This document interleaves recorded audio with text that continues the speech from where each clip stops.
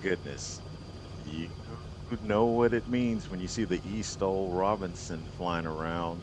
It means that it is time for some national eSTOL action. I am your host, Cam Walton. We are at Clarion County Airport.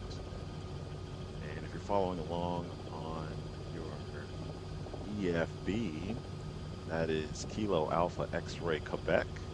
We were here just last week in real life um, for the national STOL competition.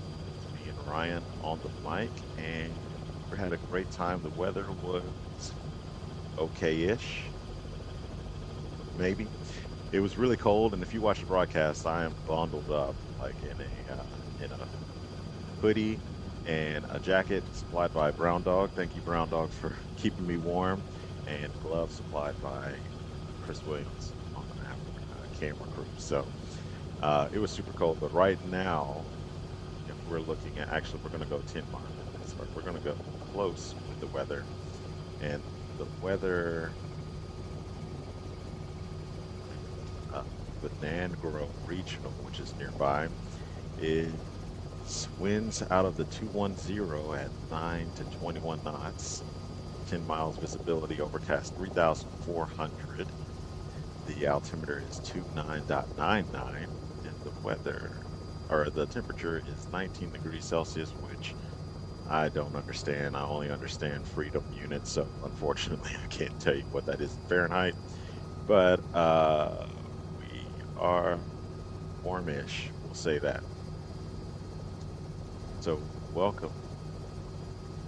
And let's see, let's do a quick shout out. We're going to do the sponsors for today. That's National STOL, of course, and Moza Flight.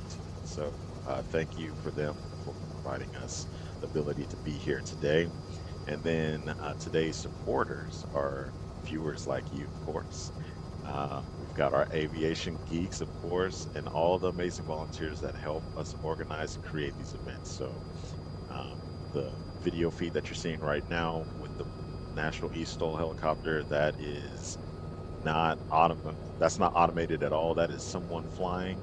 All the drone footage that you're going to see today, that is part of our crew that's dedicated to eSTOL. So we thank them, and of course, I very recently got some information about one of our developers, Anna, who is currently in the hospital. So, brother, I hope you're doing well. Hopefully, it's something that will keep you out of the hospital in the future, and we're over here supporting you. So, hopefully you're having a good time watching the broadcast right now. You can enjoy it. So, thank you for being there for us, and we love you, bro. So, all right.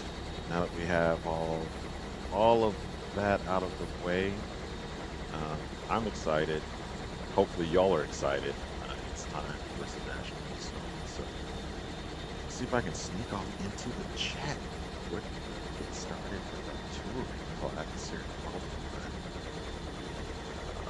Let's see what the chat is today. Go to the users. I have like a million users for YouTube. Don't have a million Gmail accounts because you'll have a million users. So let's see. Go into the chat.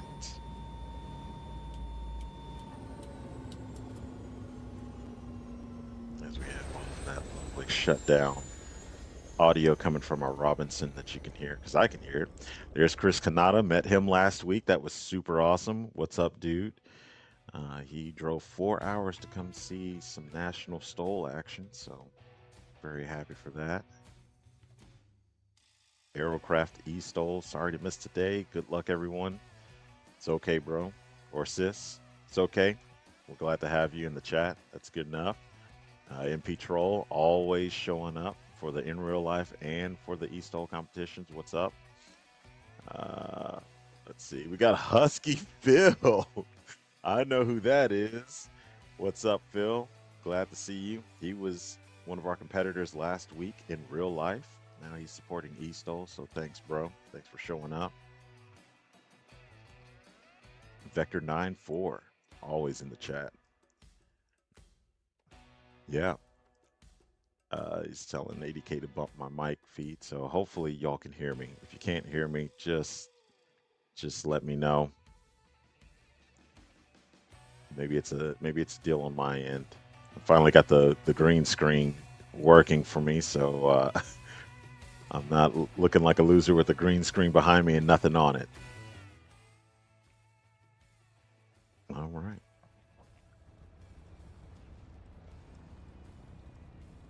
Okay, so let's see. What else do we have going on before we get started? Of course, you're looking at Brown Dog's Wilga. Got to hang out with Brown Dog and Mrs. Brown Dog last week. What's up? Fish Foo, of course. We'll just go right into it. So we've got race number 942, Brown Dog in the Wilga ADP from Kentucky. We got Fish Foo. Love the name Fish Foo. In the Wilga ADP as well from Denver, Colorado. And then race number 11, Austin Ford in the Cessna 185 from Carrollton, Georgia. So today should be exciting with our touring class. Of course, I am simping over here and have only one screen, so I'm going to be flipping back and forth for the scores. But man, I'm super excited to be here. I know that I sound chill as a cucumber right now. You know me, I'm the cool side of the pillow, so uh, I'm going to scream when appropriate. But right now, it is Chillville for Cam. All right, so let's see. We're going to get everything started. Oh, we got backcountry showing. They're not going right now, but they will be going. But okay, so we got actually backcountry is rolling with the touring class. So race controls let me know all that. So race number 44, Slim Jim in the American Champion Scout from Salem, Oregon. Race number 96, Avgeek Kamal. Let's see.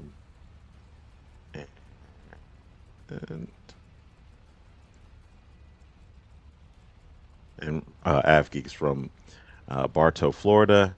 And then Captain Butters, race number 144 from Tonsberg, Norway. So hopefully I didn't butcher that. But here we go. We got Brown Dog on screen right now. Beautiful livery, that chocolatey gray, if you want to call it that. And then the American flag on the tail. Can't get over the looks of this airplane. And of course, the Wilga is just such a weird looking bird. So it's like a Volkswagen, right? Like an old school Beetle. Like it's so ugly, it's cute. But I wouldn't say the Wilga's cute. I think the Wilga is just, it looks like a workhorse. It looks like something that was meant to do what it's about to do. Ooh. And you can see in the cowling flaps that he has the American flag in there too. So that's super cool. That's at the front. right there behind the propeller. Love some Russian radial, or Romanian radial if you don't want to say Russia. Love some of that action. And here's number 24, Fish Foo, in his Wilga 80p. Got the goldfish on the cowling. Very similar color overall to Brown Dog's, almost a chocolatey dark gray thing happening right now, but loving the orange and the blue and the digital. That's like 8-bit 24 on the tail. I don't know if anyone watching ever played any 8-bit games. Maybe not a lot of us, but I'm old enough to remember the OG Nintendo. Okay.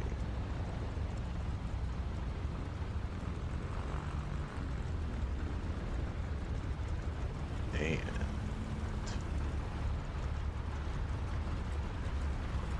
back to Mr. Austin Ford, race number 11 in the Cessna 185.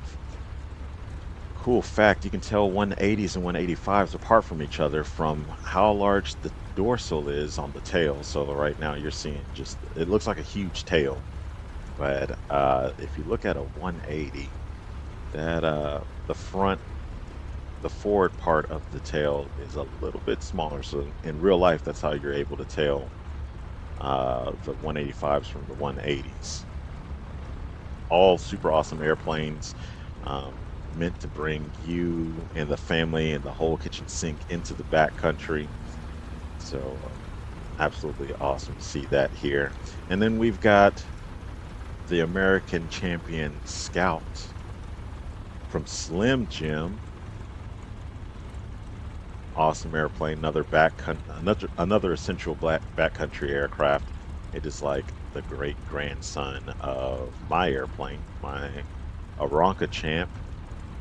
This is a few generations younger than that, so always cool to see these workhorse of airplanes doing the thing, even in the sim.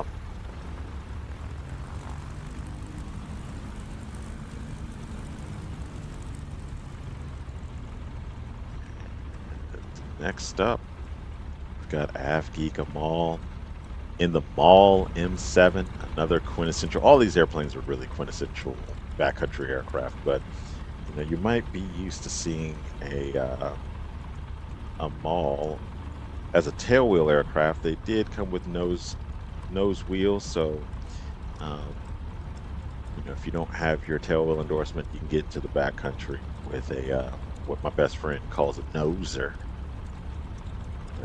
Cap butters on the tail, awesome livery, the yellow accents. Yellow always deserves to be on an airplane, even if it's like a warning or a caution sign or just a placard of any type. Like, yellow should be on all our airplanes.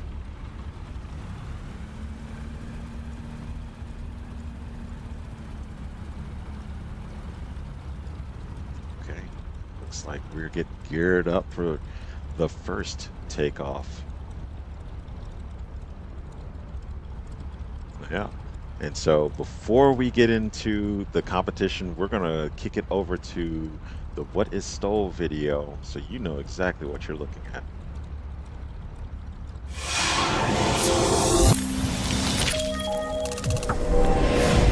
Erickson. Takeoff and landing competitions are simple. We have the pilots here competing in separate classes to get the lowest score possible. As you see behind me, we have the start-finish line, so let's start with the takeoff. This runway is marked with a start-finish line, and as a competitor parks their main gear on the line, they apply power and position their aircraft to get off the ground as soon as possible. Once their main gear leaves the ground, a line judge will mark their takeoff score using the measuring line along the side. This score will be added to the pilot's landing score on this heat. The landing is in two parts. It's either over the line and counted, or if the pilot's main gear touches down before the line, or even touches the line, this heat score is scratched and results on a landing disqualification, and the pilot will have to rely on another takeoff and landing score to get them on the podium. A quick look at our aircraft shows we have two types of landing gear, tricycle and tail draggers. On the tail dragger aircraft, the score is marked from the two main wheels toward the front of the airplane. And for tricycle landing gear, the score is marked by the two main gear in the rear of the aircraft. It's a fierce competition out here, but at the end of the day, it's all about building better and safer pilots in the skies. It's a great day for STOL competitions. Let's get it started.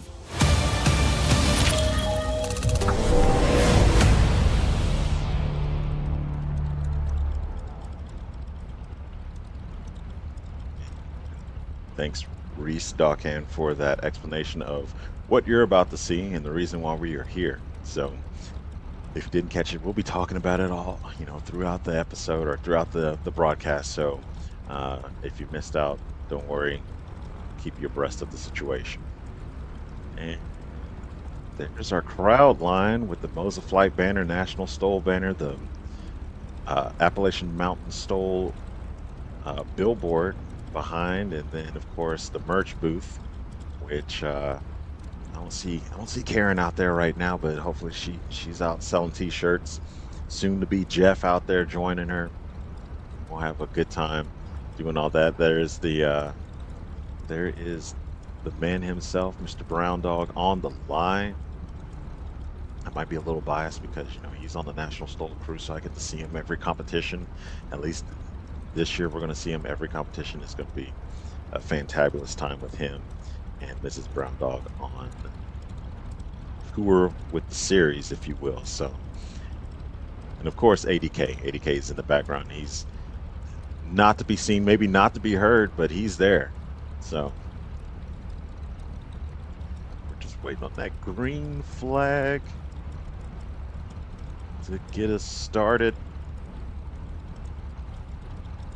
And there it is, the Verde flag. And we're about to have our first go at it for Appalachian Mountain STOL 2026 for National eSTOL. And there's Brown Dog. Pulled just a little bit early. You could see that the plane wanted to go, but it didn't really want to go, and then it finally went. So just a little bit over 100 feet on that takeoff for Brown Dog. Up next, fish food. It's gonna make fish food out of everybody.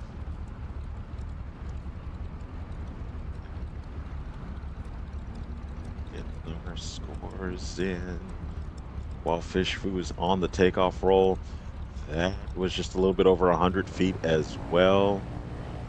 And you can see our feathered flags are not really moving out there, so there's probably not too much wind happening at the moment. If you were live with us last week, you could see at certain points that the feathered flags were all pointing different directions in sections. So tail up for Austin Ford, on the go in the 185. Beautiful takeoff, Mr. Austin. That's pretty cool. We've got Brown Dog at 136 feet for takeoff. Fish Foo 124. In Austin, we'll have his number in just a moment. And we're gonna kick over to the backcountry class since we're all running at the same time with Slim Jim on the line right now.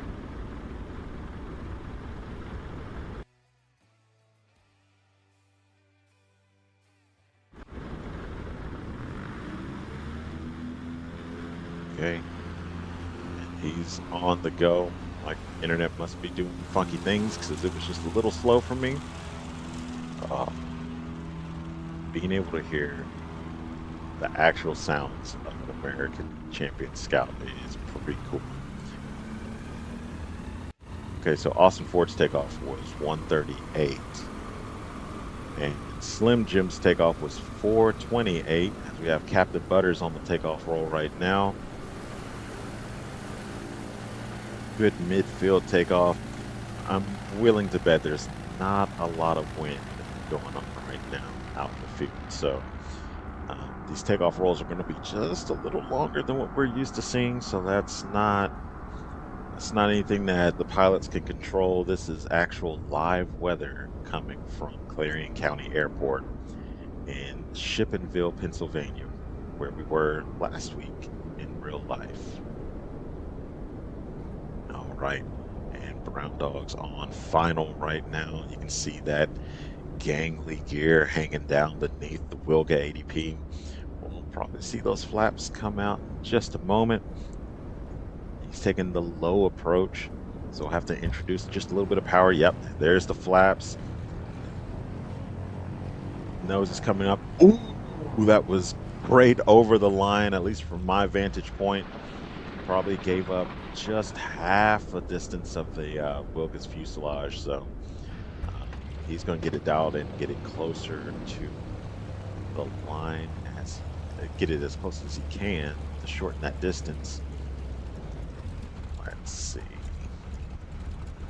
what that landing score is. That is a 98-foot landing from Brown Dog. So we're looking at a combined run of 234.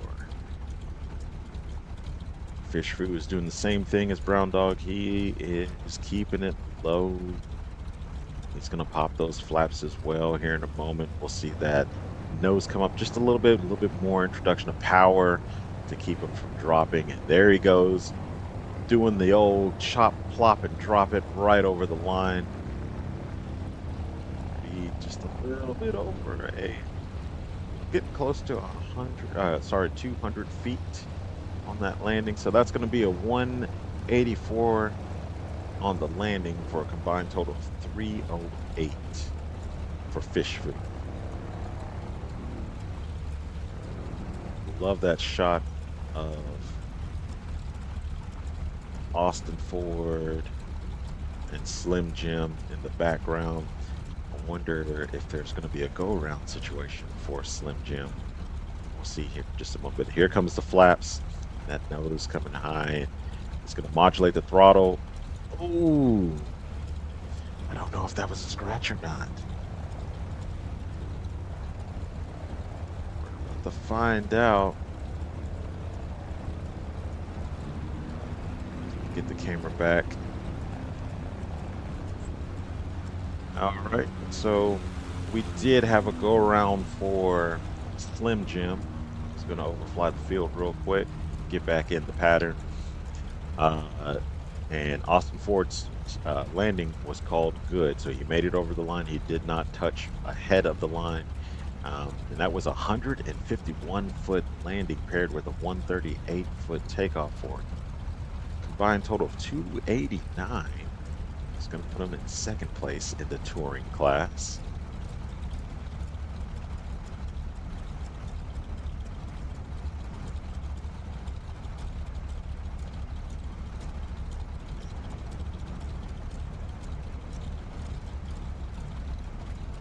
We're looking at Avgeeka Mall in the mall. That's how it's so easy to tell. Ooh, that was. So this camera angle, it's very deceptive on if we're touching the line or ahead of the line. But I think that was going to be called good for Avgeeka Mall. Get that number here in just a moment while Captain Butters is on final in the Rands. S6. I just love hearing all this audio in game. They do it super well.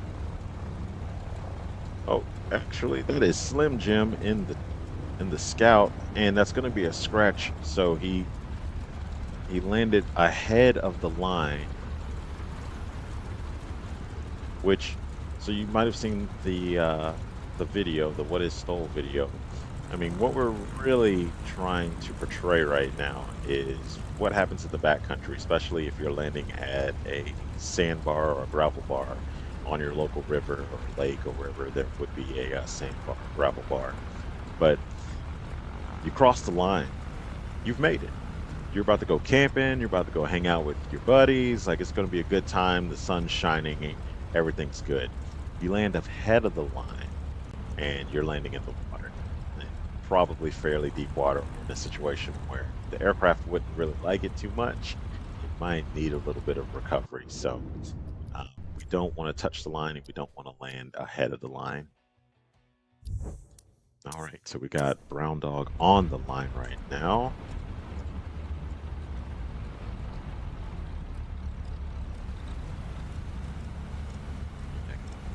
Hear him spooling up that lovely radial engine in the Wilga.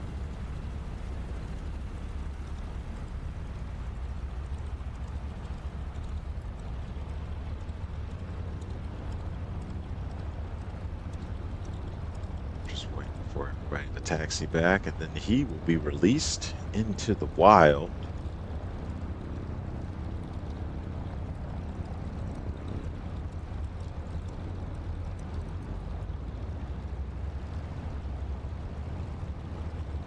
See that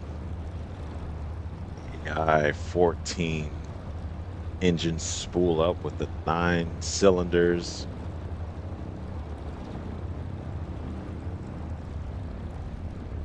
Hearing that sound of round.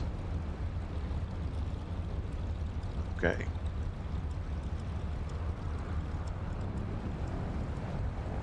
Right, here it goes. Is released from the gate. Left wing came up just a little bit. Might mean we have just a little bit of a crosswind. We'll see. We'll see if that happens with any of our other pilots. But Brown Dog doing Brown Dog things. In the Wilga. Next up, Fish Foo on the go.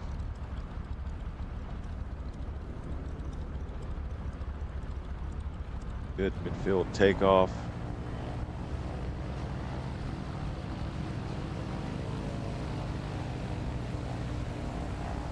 That was a 100-foot takeoff from Brown Dog.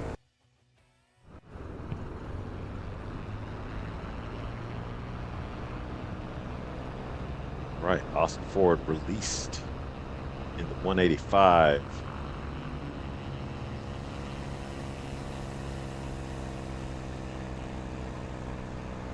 A little bit of porpoising happening there. There's probably some weird wind stuff going on. In real life, we're fairly close to a tree line, and so the ground, while you're in ground effect, like everything is cool.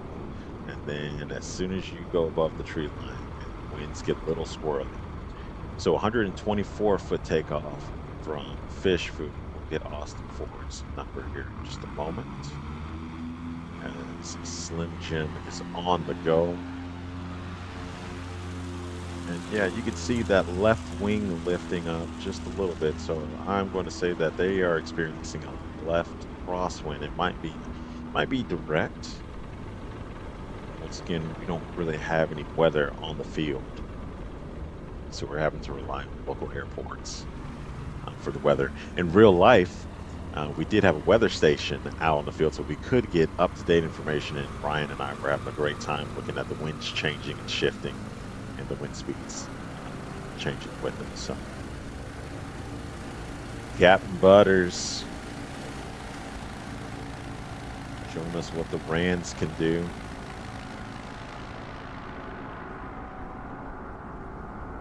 So 433 on the takeoff from Slim Jim.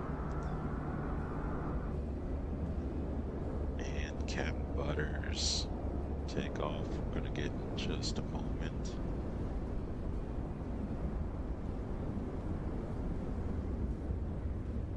Way here is Brown Dog. Keeping it low and slow with that high alpha regime. So high alpha meaning that the nose is high. Oh man, Heartbreak City. He's gonna scratch. It's okay. He's got another round to go. So that 100-foot takeoff from Brown Dog. Hopefully we'll have a shorter takeoff. They just keep getting shorter for him. So 136 was his first takeoff, 100 his second takeoff, which doesn't count because he scratched. So he'll get it dialed in. Well, we have Fish Food on short final. He's got his flaps down. He's in the high alpha regime. Hopefully we don't have the wind drop out from him as it did with Brown Dog. Good over the line, and I'm going to get him stopped just a little bit over 100 feet. Looking like maybe 150 something feet. We'll see. 154 feet from Fish Food. So the old Mark 1 eyeball is working. That's what we're having to rely on at the moment. My Mark 1 eyeball, which is enhanced because I got glasses on. I got these lovely flying eyes that I'm wearing right now. Be cool like me, get some flying eyes as well. All right, flaps down from Austin Ford into 185. Good over the line. He's going to give up a little bit. By a little bit, a lot of it, probably 50 to 70 feet. But he's going to get it stopped very short, relatively compared to that 70. We'll say 70. We'll say 65-foot touchdown for Austin Ford. He's going to get it stopped. Don't have that score just yet, but we'll have it in just a moment while we're waiting on Slim Jim. He's about to cross the taxiway that's just a little elevated. Ooh, Slim Jim just slamming it in there. You have to step on those brakes, homie. Right. Got it stopped.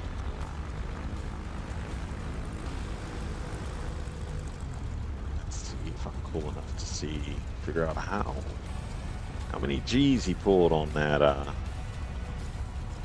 landing.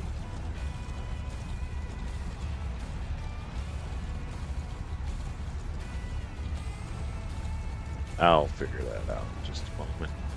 Get back to the action.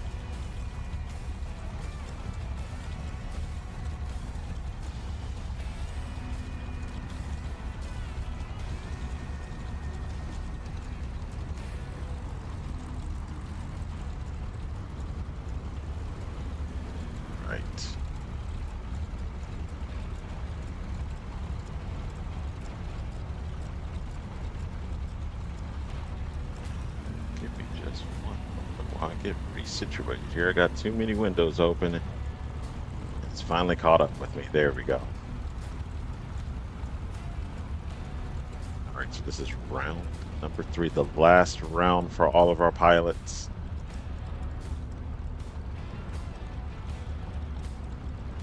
Let's see if we can get it. Okay, so scores are in. Captain Butters on his last run. That was a 152-foot landing for Captain Butters.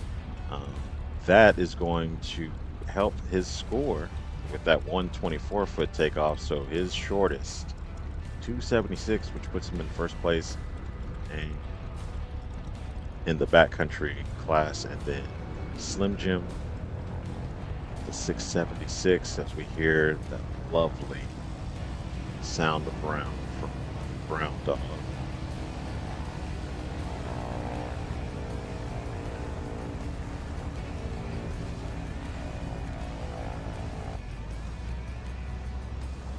That score in just a moment while Fish Food's on the line. 86 feet from Brown Dog, so he is getting shorter and shorter and shorter on his takeoffs. That's going to be the one I feel that puts him where he wants to be on the podium as Fish Food is on the go with a 140-foot takeoff.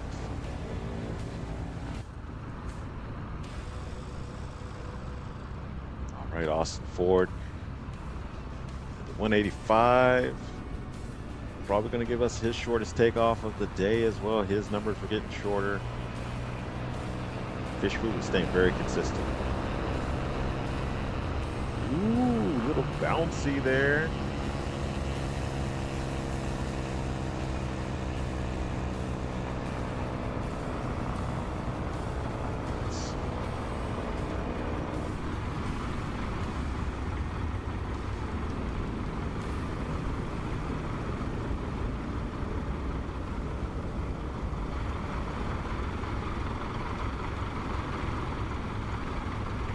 Slim Jim on the line. He's on the go now.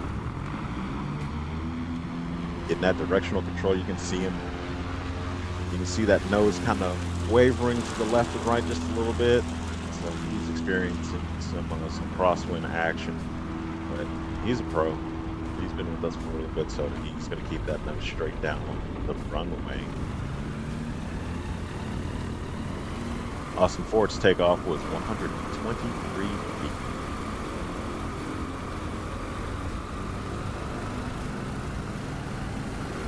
Pulling back on the stick, Captain Butters in the Rand's S6. Climbing like a homesick angel in that truck. The takeoff distance of 124 feet. Actually, that was his last takeoff. Let's see what he just did. Actually, that was a 102-foot takeoff from Cap Butters.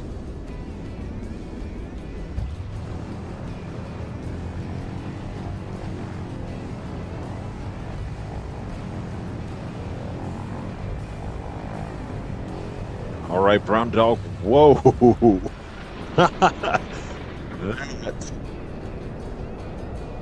was awesome. I mean, paired with that 80-foot takeoff like that,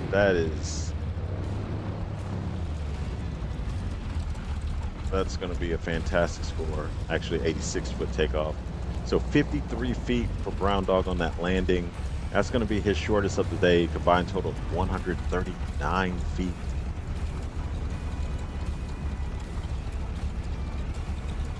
Showing us how it's done. Fish crossing the taxiway. A little bit more power. Okay, perfect. Yeah, that camera angle is so. It gets me every time, for sure. 160 feet on that landing for fish food.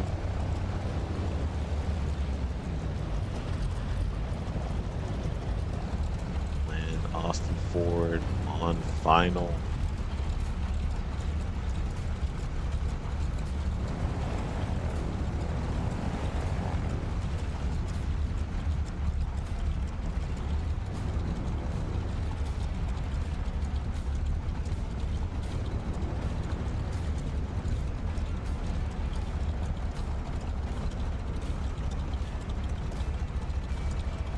Ooh. Little balloon, he didn't want to scratch. Oh no, nose over. No, nose over question mark? Yeah, okay, yeah, nose over. All right, so black flag, which means that even though this is Austin Ford's last run, so he doesn't have to worry about that black flag really, unless he was going to have a short landing, but it doesn't appear so. So just saw that it was under review. I think in real life that would have been a black flag. He would have had some prop issues. All right, and Slim Jim over the line. Getting it stopped just a little bit of over. Well, that looked like 127 feet, but once again, the Mark 1, the old eyeball can be deceiving.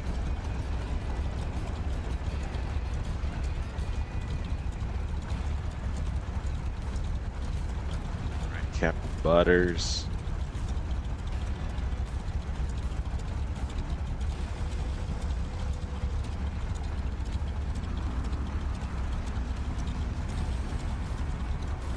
Looking real slow, looking like a professional bush pilot over there. Ooh, that was very beautiful from Captain Butters. Good over the line, gave up probably 70-something feet. Got it stopped just a little bit over 100 feet.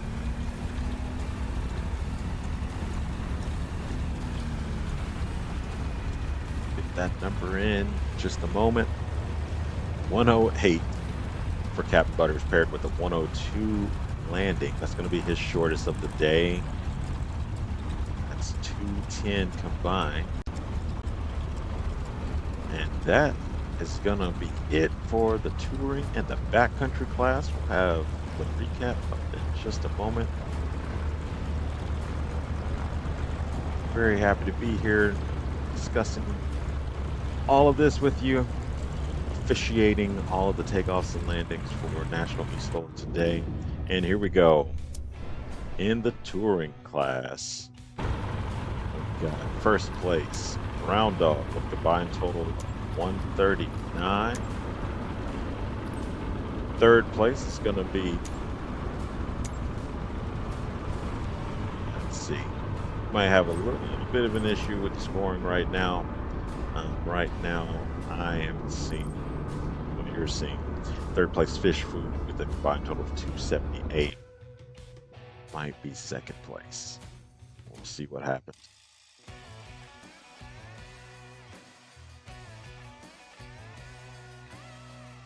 All right, so we've got race control telling us the actual scoring here. So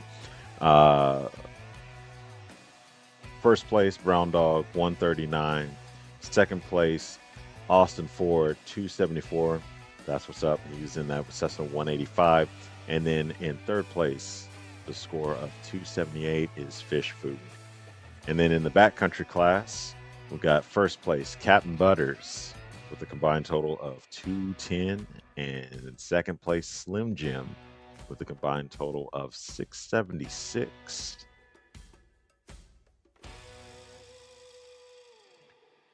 Just checking my, yep. All that looks to be lining up quite nicely. Okay, so that is going to conclude the touring and backcountry classes. Definitely want to make sure that we are giving all of our sponsors some love. So I want to do a shout out to Moza, primary sponsor for National eSTOL and a National STOL sponsor as well. On Air Airline Manager, Hangar Studios, Got Friends and CRZ Studios, and Emerald Scenery Design.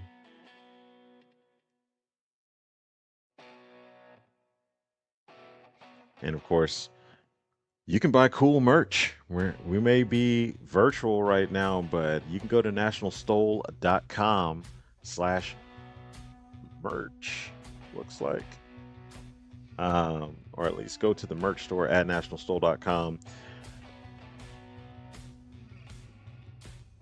And then if you want to follow along with us, you can go to stol.gg/eSTOL/pilot. You can see some of the cool numbers that I'm seeing. In fact, I'm going to go there now because why not?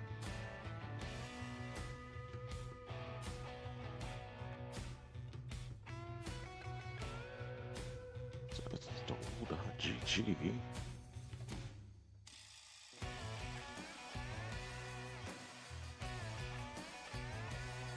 Okay.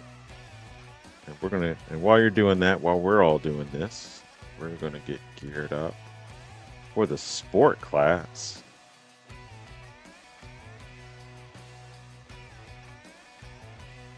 Which there should be plenty of excitement there as well.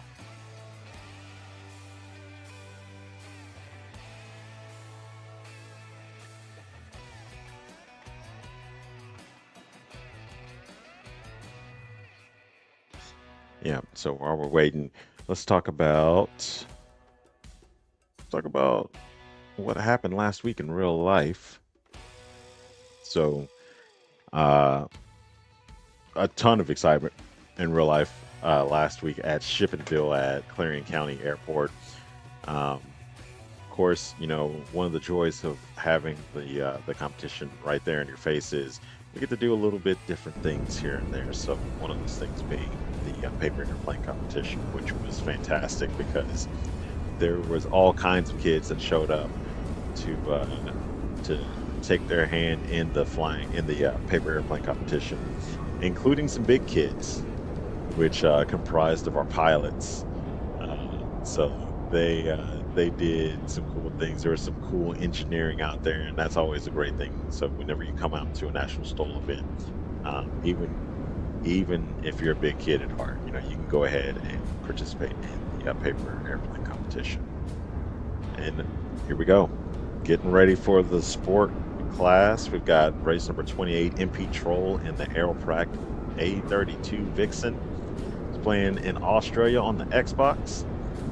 Race number 75, Byron Bowman in the Wilga ADP, all the way from Kentucky, USA. And race number 94, Victor Vosser in the Chinook SJ from Skoczów, Poland. I thank Victor last year for helping Austin and myself pronounce the city of Skoczów, because I don't speak Polish, but it is a cool language. We have our overhead cam of the field from the beacon. There are times last week that the beacon was activated during the daytime because visibility was not the best. And if you were watching that broadcast, you saw me all bundled up right next to Ryan. He was looking warm, and I was looking like I was dying with 2 jackets on and a couple shirts, some pretty thick denim pants. It was not my type of weather. I do have to say that. 60 degrees for me is too cold. So yeah, last week was around 50 something degrees at certain points during the day. Okay.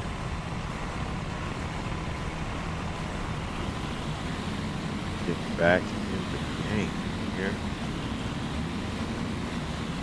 And in sport class, we're looking at MP Troll in the Aeroprac A32 Vixen, the bigger brother to the A22, which was the first aircraft that I was able to fly, and I did not like it. Aeropracs are cool. That's not a knock on Aeroprac. It was not the greatest day in spring to be flying a little bitty light airplane and just get beat up by the wind and thermals. Was not ready. Hashtag not ready.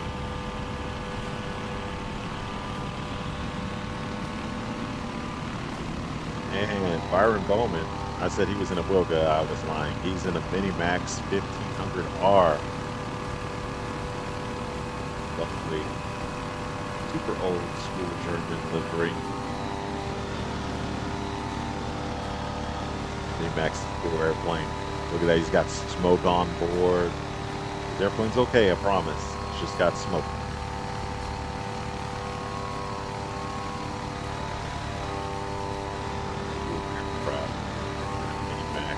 Up the specs of it at the last competition, and I've already forgot the specs, so let's look back up.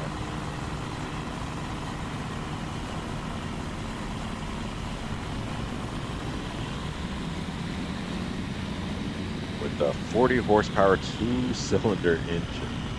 That's hilarious, but you'll see that it's going to be enough for the Minimax to get off the ground. Next up, Victor Vosser in the Chinook SJ, the lovely Polish flag-inspired livery. Yeah, it's going really cool aircraft. Might be able to see him sitting inside there with his Hellfire Club shirt on. Very good man. Very good camera names from that camera. Bringing you the things that we can't even see in the real life competition. So very glad to have our volunteers doing that drone camera work for us. All right, green flag, sport class, Appalachian Mountain STOL. Get started, getting underway with MP Troll at the helm. Playing out of Australia on the Xbox. Here goes stick back. Was not expecting that. Plane was not ready to fly, but he still got it off the ground. Sub 100 feet.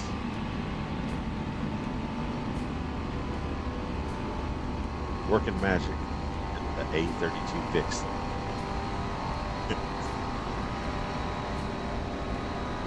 And Byron Bowman on the line now in the Mini-Max. Put the pedal to the metal. He's gonna be sub 100 as well. Absolutely ridiculous for a 40 horsepower 2-cylinder engine on the Mini-Max.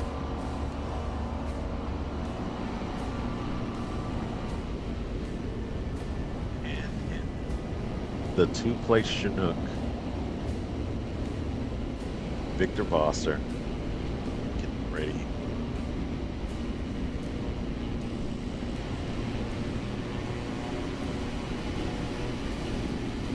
Right, so probably have a little wind. You can see the feather flags favoring that left quartering crosswind for Victor Vosser. You can see that the nose wanted to. He was ready to go in that direction, but he's got it, and he's crabbing, so you can tell that the wind is doing some things out there. The sun's coming out to play for us.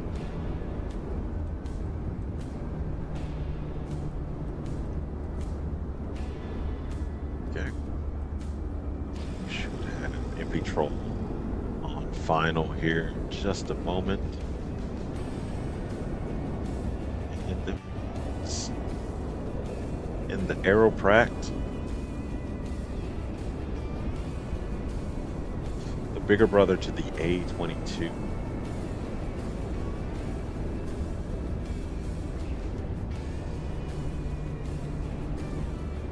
can see that he is on final. It's getting closer to us. We'll see those flaps come down, which are those inboard flight control surfaces that not only offer drag, but they offer lift.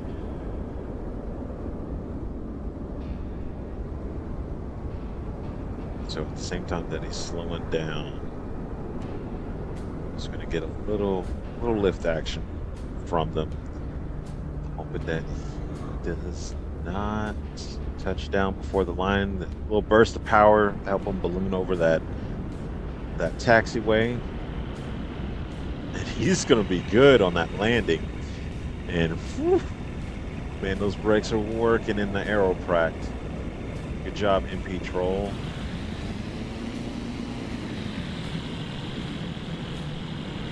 Looks like a 70-something foot landing. We'll see here in just a moment. As Byron Bowman is on short final in the 2-cylinder Mini-Max. Burst of power, and he's also good over the line. Going to be a little bit longer than 100 feet. Looks like he's centered on 120 feet for that landing. So MP Troll's takeoff 35 feet, landing 57 feet. Byron Bowman's takeoff 60 feet, and his landing is 120 feet. So doubled his takeoff distance. But oh, looks like we had a wing walker out there with Victor Vosser for a second.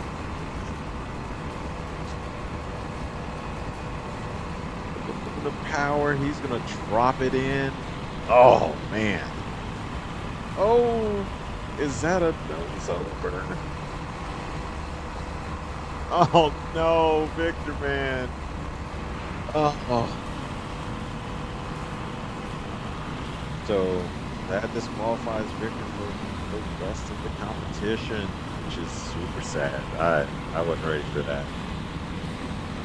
And you might be thinking, oh, well, dude, the propeller's not in the front. There's no damage to the front of the airplane. Like, he's all good to go. Who cares if it nosed over?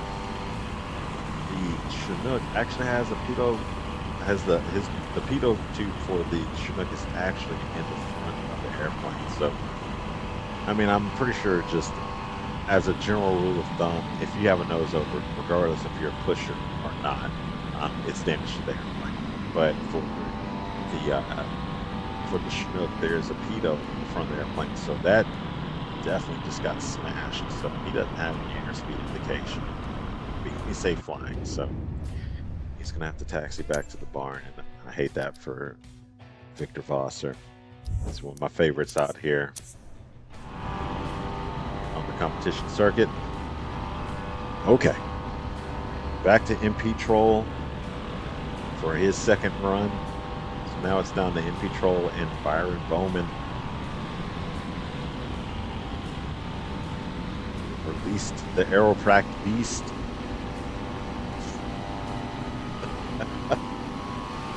Oh, which looks like somewhere around 80 feet for that takeoff for MP Troll. We'll see what happens officially. But from my vantage point, that's still super short. I think it's not something that I'm doing in my channel. It's not something that you're doing in a 172 or in a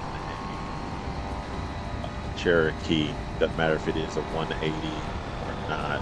It is. You're not doing 80-ish feet in these training aircraft that I just mentioned. Byron Bowman doing funky things in the Minimax.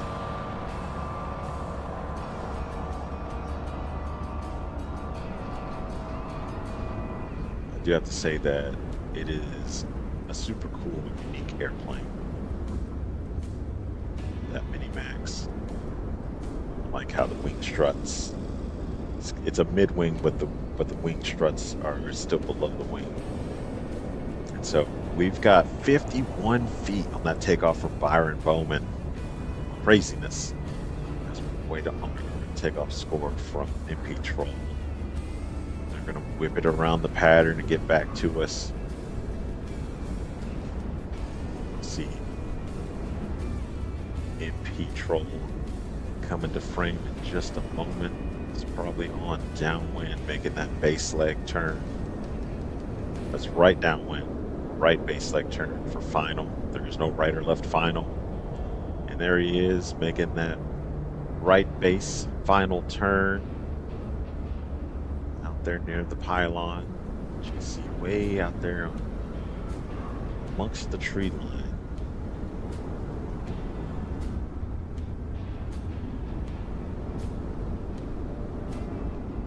Wait, let's go to the chat and see what the chat is saying. We've got Anchor Studios in the chat. Shouting out to Husky Phil. Husky Phil, man, so glad that you're here with us. So glad that you're here in real life with us as well for the National STOL circuit. Man, you're doing some awesome flying. And one day I hope to fly just like you. Put that out there, I'll say it.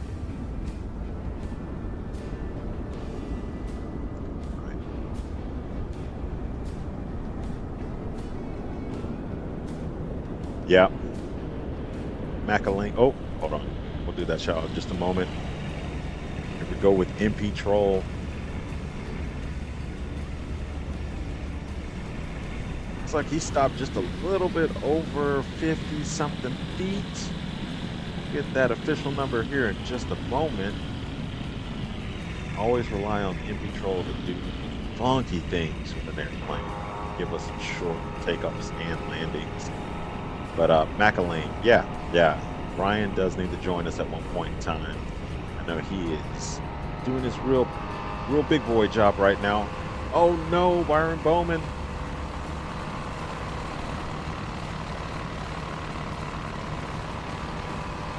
Oh, no, it's going to be a black flag for Byron. All the homies get the black flag in the sport class right now, so it's up to MP Troll, man. But McAlene, yes. Get Ryan out here. We do have a great time together. We're like the perfect pairing, right? Like he brings the excitement, I bring the chill. He'll bring you up, I make you even keel, so we'll get him out here at some point. But we also have respect that he's got to make that money. All right, so in control on the go.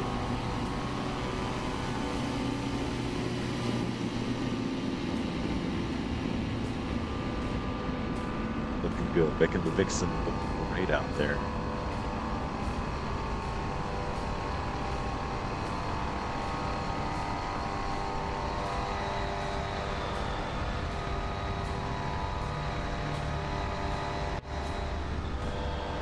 Right, Byron Bowman on the go in the Minimax.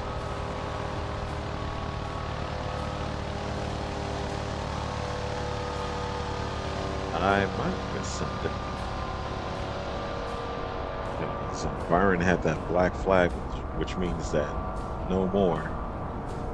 But no more competition for him after that landing. But it looks like maybe it wasn't. Okay, race control. Let me know that it is indeed a black flag for Byron. But hey, you know what? That means that we just have a little bit more meat with our potatoes, right? Just a little extra takeoff and landing action.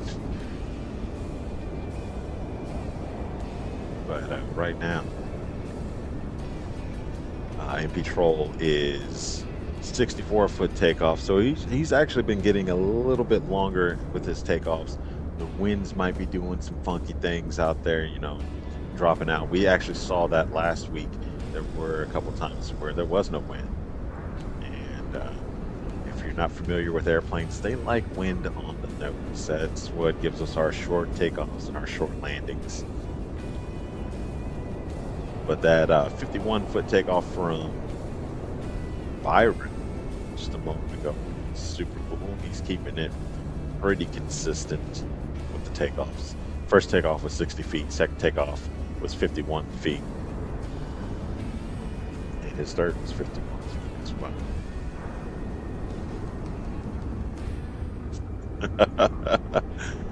Oh yeah, Anoff. So Anoff's in the chat now,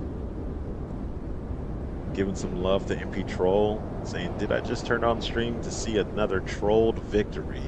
Greetings from the hospital bed, brother. We hope you're doing well." Probably didn't catch my shout out to you at the beginning of the broadcast, but sad to hear that you're in the hospital, but hope for a speedy recovery. And MP Troll, dude, just dragging it in, then chop, plops, and drop it.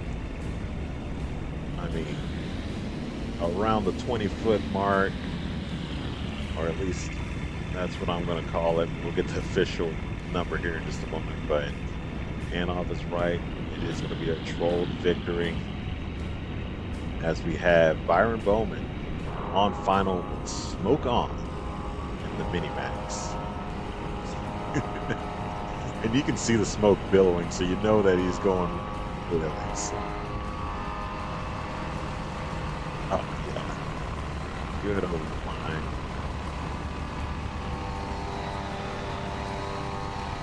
Getting stopped around the 60-foot mark, it appears.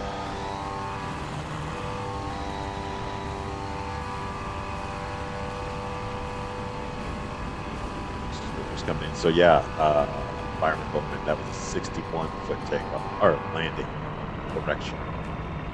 Landing, and then we'll get that number in. For MP Troll, for his last landing, here in just a moment, it's like they are calculating those numbers. As our sport class heads back to the barn.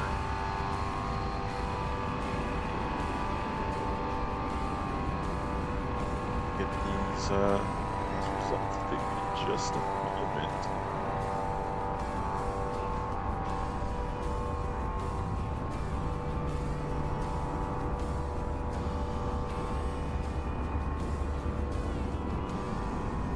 But yeah, you can see our field right now. That is literally, I mean, minus the stands and the billboards. That's literally how it was last weekend in real life. We've got our large hangar.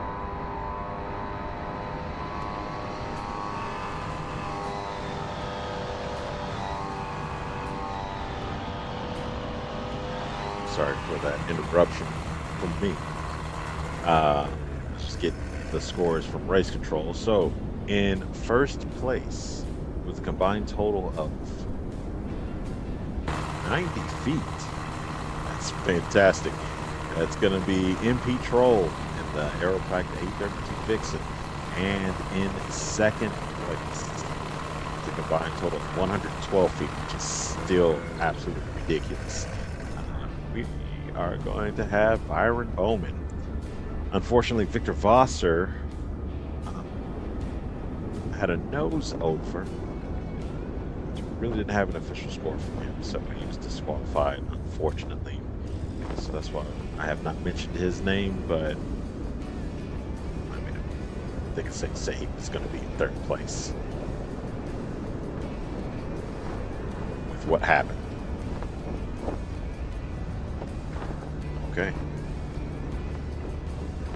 And before we get into the unlimited rookie classes, we are going to take a small commercial break, and we'll see you right after back at Appalachian Mountain eSTOL.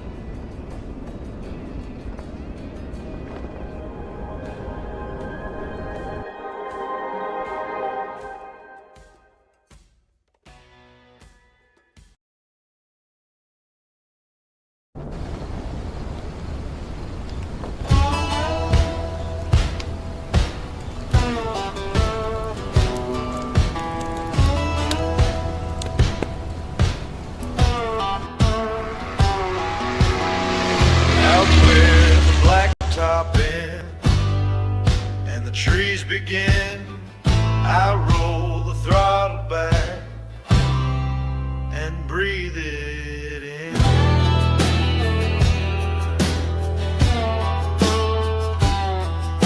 She don't care for comfort, she don't care for speed. She's built for the rough stuff, just what I need. No tarmac welcome, no tower call, just gravel, wind,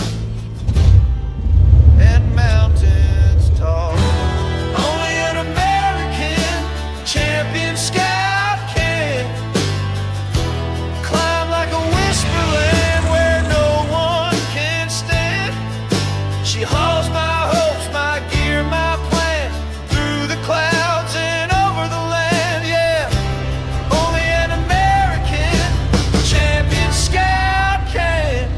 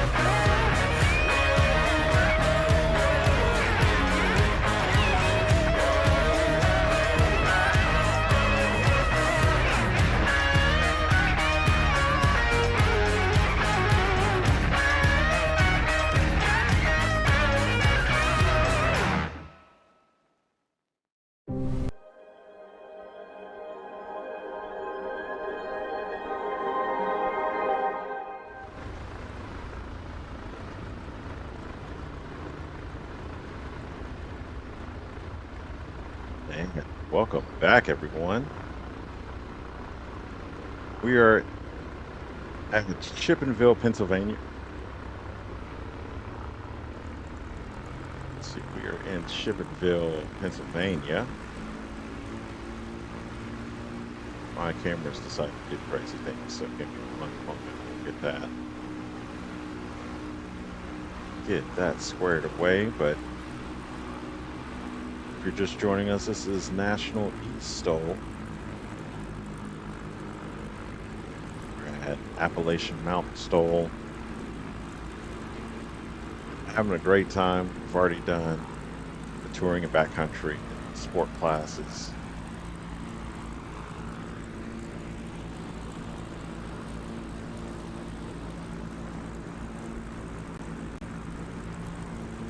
Let's see, I'm going to continue to work with my camera.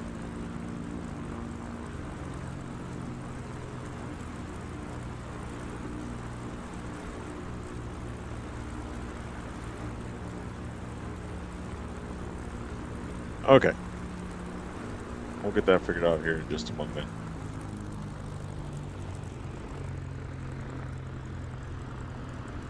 Right now, coming up, we've got the rookie class, race number 30, Scheme E in the Cup Crafters X Cup from Columbia, South Carolina, and race number 78, Bridgers in the Cup Crafters X Cup from Villa Rica, Georgia. So these are they're new, of course. They're the rookie class, duh. But got to see them last competition for the very first time. So between the two of them, this is both their second competition. So whoever wins today is a rookie no more. So part of the rule book is that you have to compete twice, and you have to win, and you're rookie no more. So they've both competed. This will be their second time, of course, and here pretty soon, one of them will no longer be a rookie.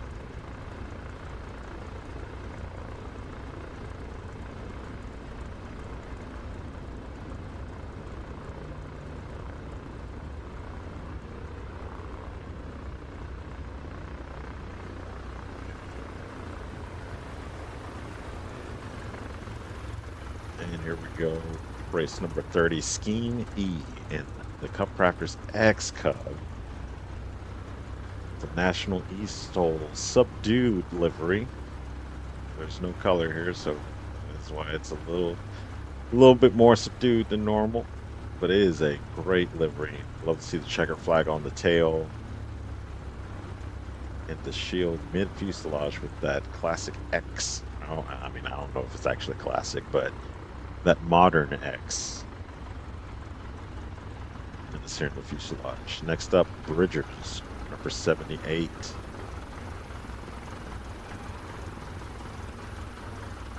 Yeah, a little aggressive on that stop there. Tail came up. Can't do that on the field. Something crazy is going to happen. Loving the livery here.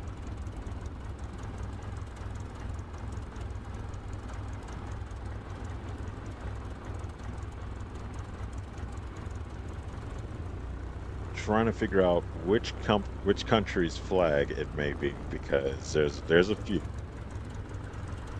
There's a few it could be. It could be Kuwaiti, could be Palestinian, could be. I mean, there's a few countries that use that shade of green and the red and the white. And then of course the tires are black, so that could be incorporated as well. So don't flame me in the comments. We're trying to figure it out, but the livery is dope nonetheless.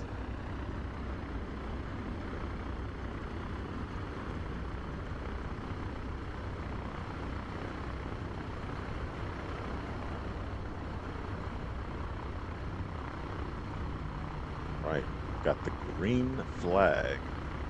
And Scheme E is going to be the first in the rookie class to put the pedal to the metal and get those tires rotating. There he goes. All right, so sub 200 foot takeoff. We saw those flaps get popped, and then it just kind of popped into the air.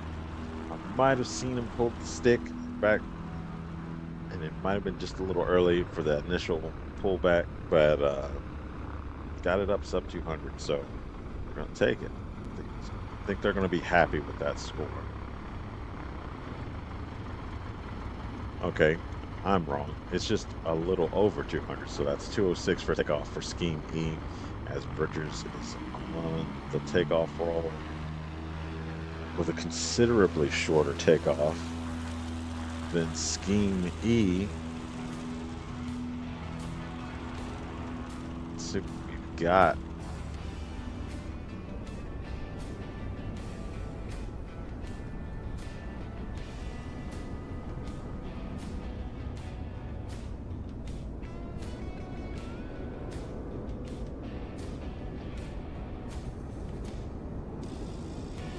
Okay, still waiting on that score, but that's okay. That was a very short takeoff in the Cup Crafters X Cup from Bridgers.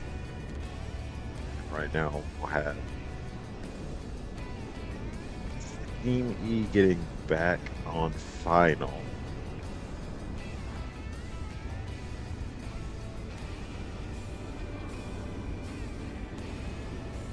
But I don't know if you heard in game, those engines sound fantastic. They do a great job representing the actual aircraft, and that's not only them, but just, you know, that's kind of a shout out to a lot of, if not all, the developers that are making airplanes. I mean, all the ones that are associated with National eSTOL, the ones that I've met at FS Expo, like everyone's putting in work. It's very good quality work, and I'm very happy to be, you know, kind of be mixed in and getting to understand how all this works in game.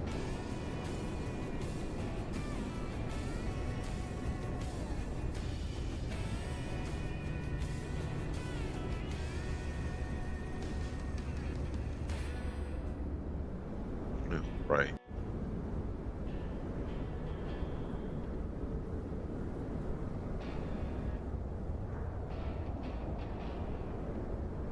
My internet just did some crazy things, so hopefully at least, you know, hopefully you heard what I was saying. I was giving a shout out to the developers that are making aircraft in the game, and so if you couldn't hear that, I'm very sorry. Probably just had a temporary glitch there with my internet, but yeah, just shout out to all the developers putting in the work, because it's something that I can't do, and y'all represent a lot of the aircraft very well in game, especially all the way down to the sound. It's like, engine sounds great.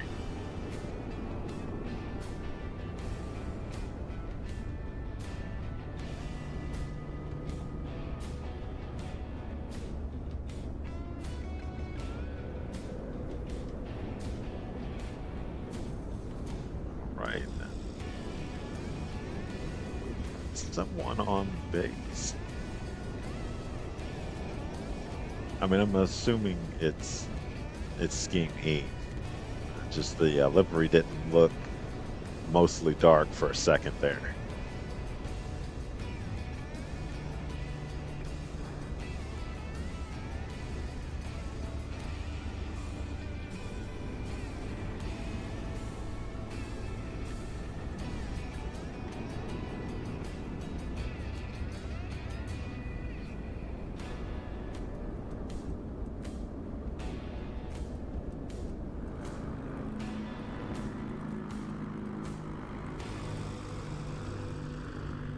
All right, so that looks like a scratch from Scheme E.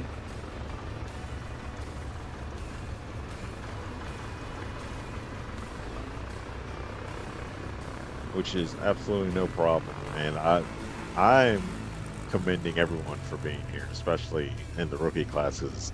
It's hard in real life.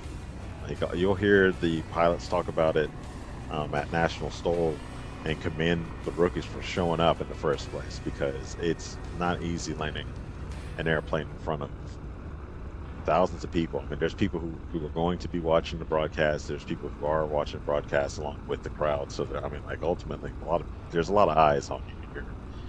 doing this in your airplane or doing this in a borrowed airplane. So um, for the rookies to do this in eSTOL, like first off, it's probably going to be hard for me to make that transition solidly because if you take a lot of real life pilots and put them in front of the sim, like there's differences in sensitivities, and so I mean I'm going to make a fool of myself my first time.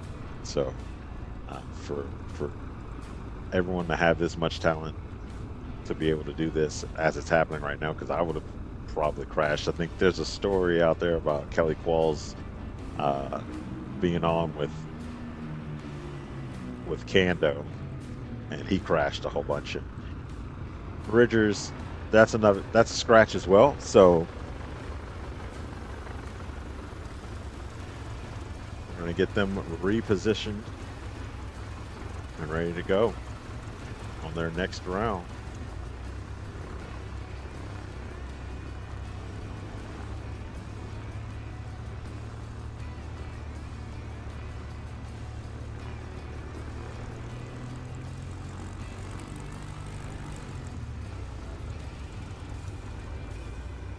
Get Bridgers back on the taxiway, and then we'll have both of them taxiing back to the what used to be called the reference line in the old book. I don't know if it's still called the reference line.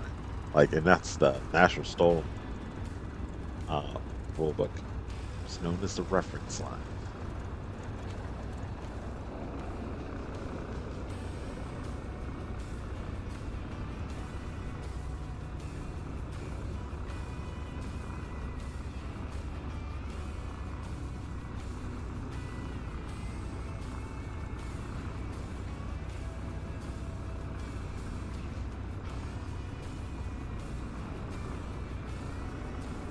Okay.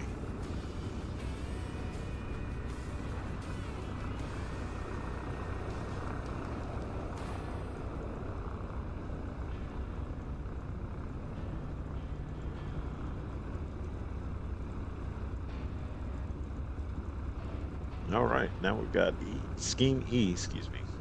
Scheme E on the go. Get to the line. Let's see where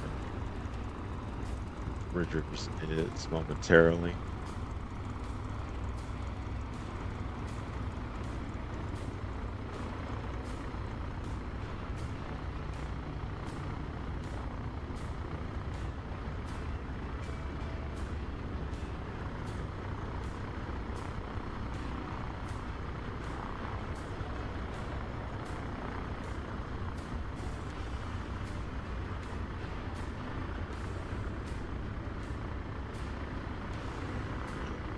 Bridgers getting in position.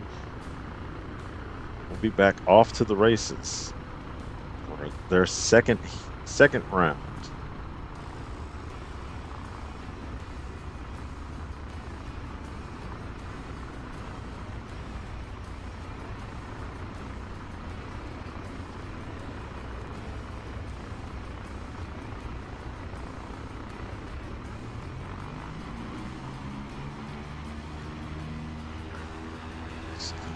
On the go.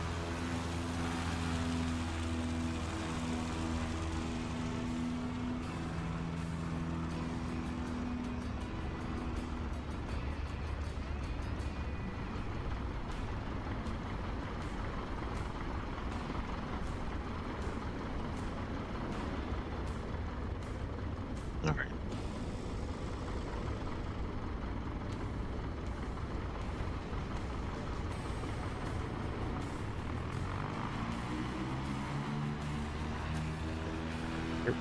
Bridgers. Man, that plane, when they pulled, that plane was very ready to fly. It just climbed like a homesick angel.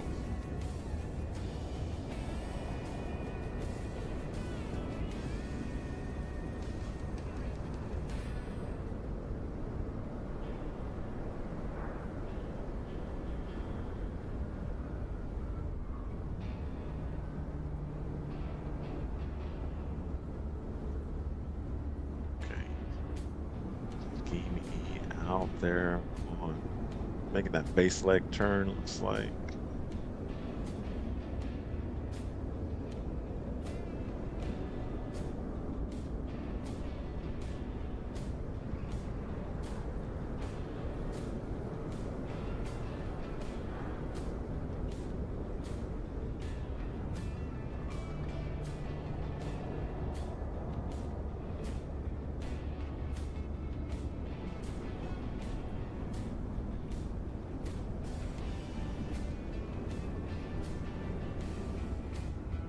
Right on final Scheme E high. We're gonna see if we're gonna see some pilot stuff happen here in a moment, whether it be with power or if it's gonna be a slip. Looks like using the power route, getting into the low and slow machine, carrying enough speed so hopefully if the wind drops out, if there's any wind. Oh, yeah, that happened so fast. I'm not even sure if I saw a scratch or not. I'm hoping that we didn't see a scratch. So, just a moment.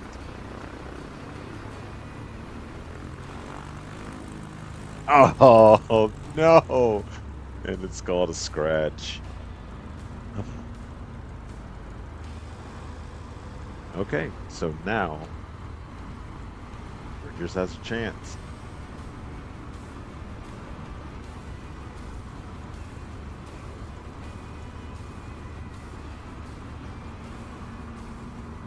See, also a little spicy on the speed, so it really doesn't matter. Just oh man, no. Oh. So, okay. So that's a black flag for Bridgers. Had a nose over. He's hitting the brakes a little too hard with that much speed. That's going to cause something like that. That's just Heartbreak City. So we've had everyone scratch and then a nose over. So kind of interested. I mean, I feel like if there's no score, then we have to wait until the next count. Or at least I guess Bridgers may have one. I'm sorry, not Bridgers, but Scheme E has one more go.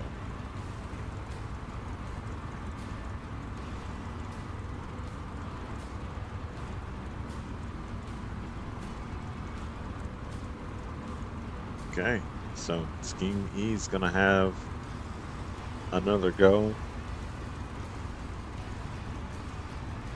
Bridgers is disqualified, so as long as Scheme E doesn't scratch, then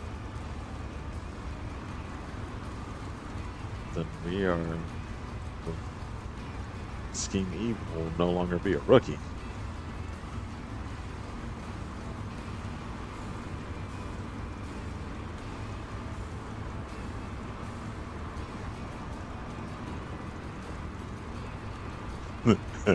MP troll in the chat. Walk it off, bro. Oh.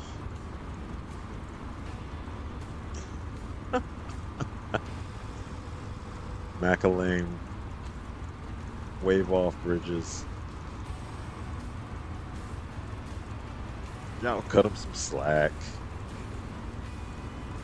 Hanger Studio 713 saying that I think that it is the Jordanian flag. It says on the side of the plane, the flying Jordanian. So, if that's the case, then that's the Jordanian flag. Cool livery. Everyone always has dope liveries here, so.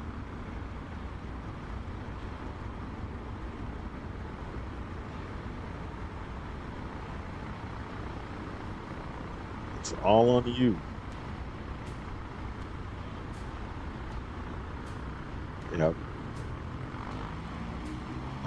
race control in my ear saying that all you gotta do is take off and land. So I wouldn't be concerned with the number at this point. I would just go for it. Go for a good landing, no nose overs, no aileron rolls on the ground, nothing crazy, just doing all the right things to get a number, and then I see you. Oh, you know more.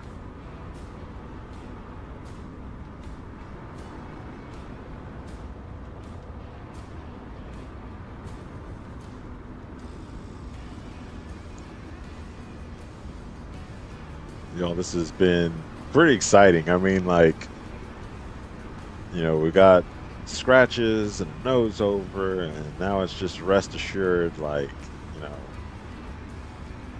landing assured, essentially. Like, as long as nothing crazy happens, then Team E's gonna be able to pick an aircraft and pick a class, essentially. So got some speed on downwind.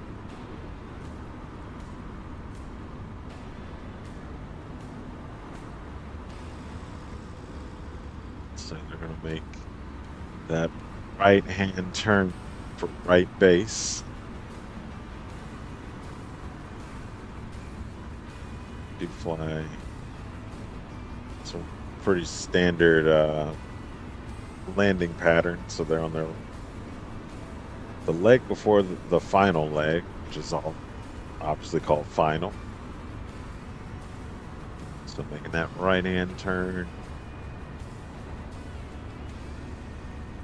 And now they're on final, and you can, I don't know if you're admiring the clouds like how we're admiring them here, but it's looking pretty cool out there.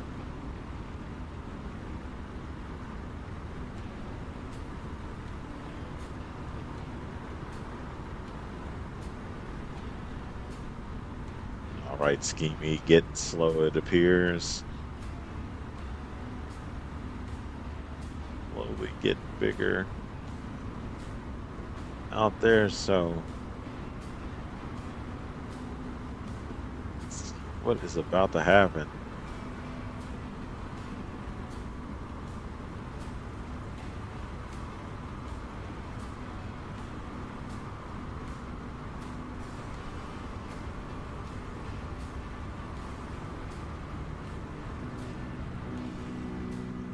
Application of power sounds like.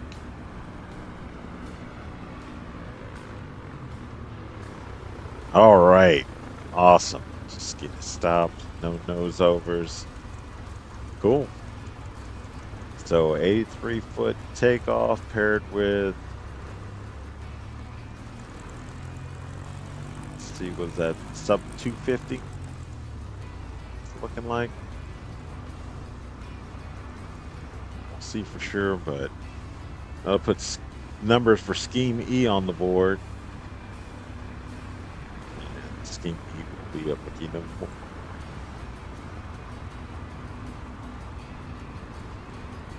Let's see if I get these numbers for you.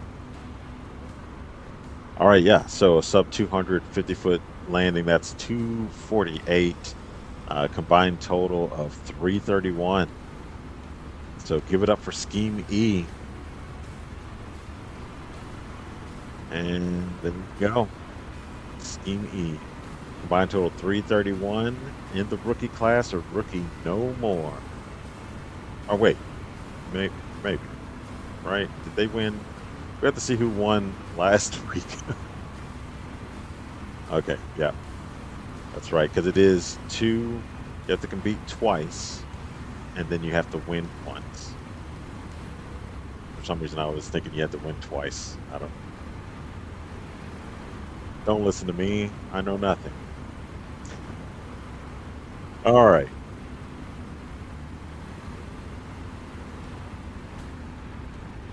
Next up, the unlimited class, of course. Full of lots of people who we know. And it sounds like we are going to have 2 heats. So in this heat, we're going to have 7. So, oh, I'm sorry, just one heat. We only have 7. My bad. So race number 22, NorCali J in the Zlyn Norden out of Eureka, California. Race number 111, Sarah Eggleton in the Zlyn Norden out of Wigan, UK. Number 99, Luke Carrier in the Zenith 701 out of Waynesville. Race number 16, James Beatty in the Savage Gravel out of Myrtle Beach, South Carolina. Number 86, LBR Gaming, excuse me, in the Savage Gravel out of Arkansas. I'm wearing my Arkansas shirt right now. Race number 39, Cedric P in the Savage Gravel out of Lübeck, Germany.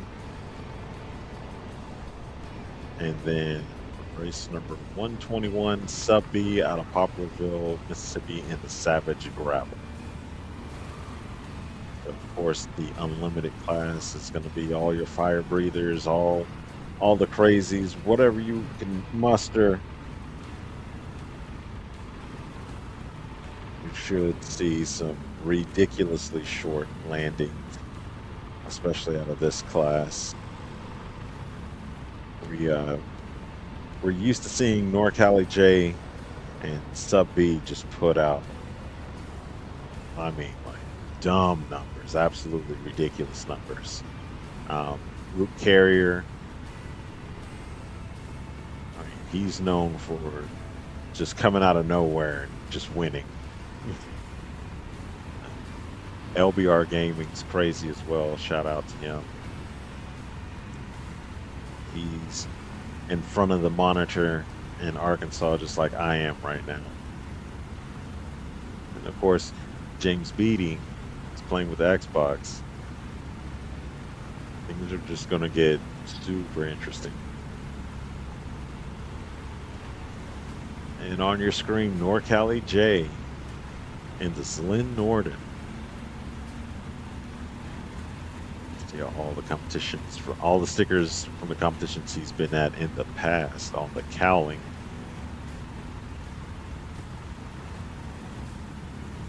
And Sarah Eggleton, race number 111, also in the Zlyn Norden.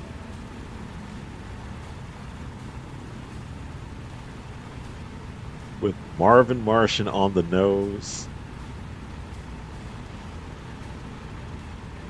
And her chilling on the tail. That's super cool.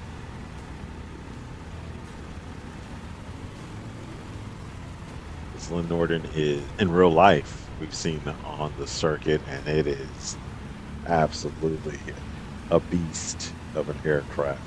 Great performance.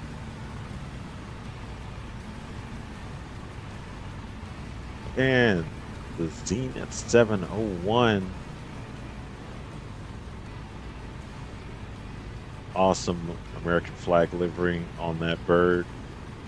Race number 99, Luke Carrier. Has been on the circuit with us for a little bit. He's no slouch.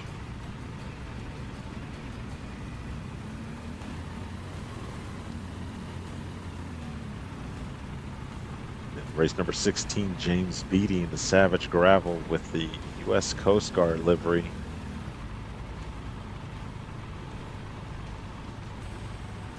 It's just a beastly looking airplane. See that Coast Guard livery on there is pretty cool.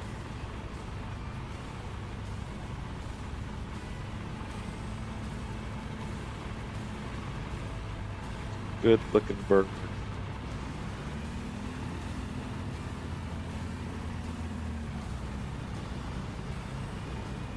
Also on the Savage Gravel, LBR Gaming, Little Black Rain Cloud.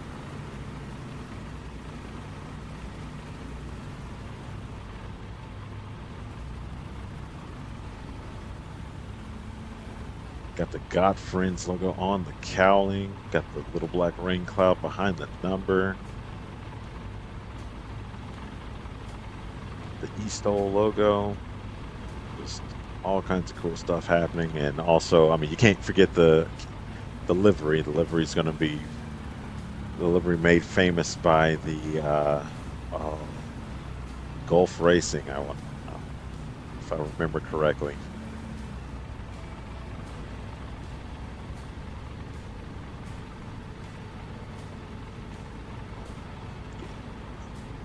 All right, Cedric P in the Savage Gravel as well, without the cowling on it, making it mean, just showing the engine. Got Germany 0 points on the wing, got the German flag on the tail. Race number 39. See that it has the Rotax 915 IS.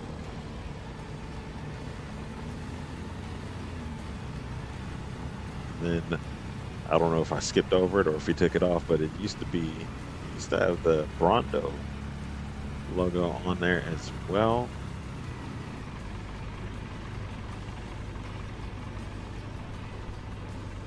And Cedric P in the Savage Gravel. Thrown off for a second because I'm pretty sure I saw a chant or the Scout at first, but here it is, the Savage Gravel with his signature livery on it and the Argyle under the wings.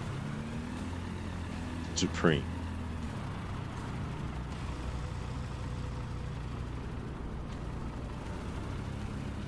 All right, so we're going to get everybody taxied into position.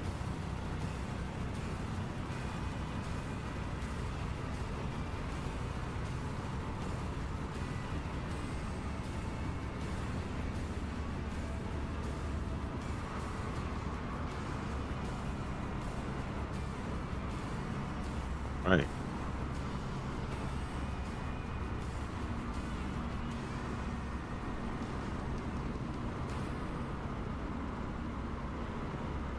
Norcali J waiting patiently on the line.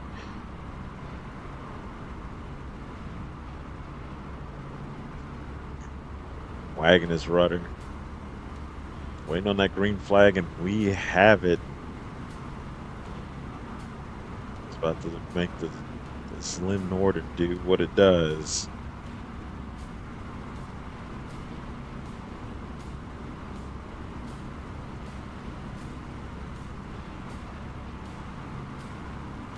All right, here comes those flaps.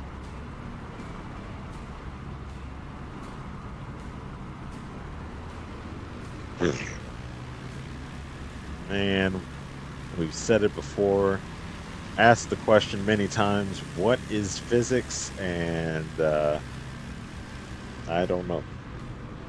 Norcali J just making us question what physics really is. Up next, Sarah Eggleton, known for her super flashy liveries in the past. This one is pretty swanky itself, and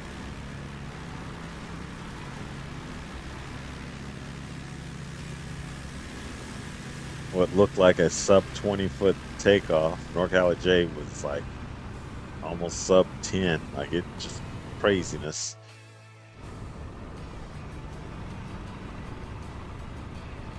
And then Luke Carrier. Oh, I didn't see if it settled back down, but it wanted to. And it also just absolutely ridiculous numbers. In fact, we've got, okay. All right, so Luke did touchdown the second time. Race control is telling me so. Norcali J 1 foot. Sarah Eggleton 5 feet. Luke Carrier settled back down at 16 feet. Just absolutely ridiculous. James Beattie. I mean, this is what you expect from the Unlimited class, so it is absolutely ridiculous, though. I just, it's still really hard to conceptualize.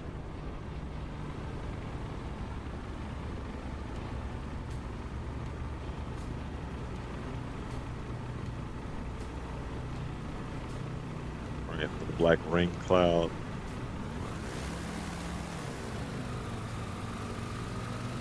Just all these numbers ridiculous. Waiting on them to actually come in so we have them, but man, I'm talking about sub 20 feet takeoffs.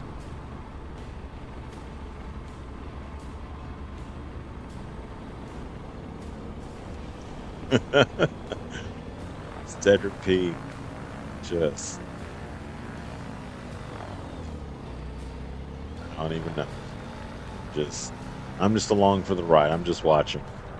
Just like you are. Just.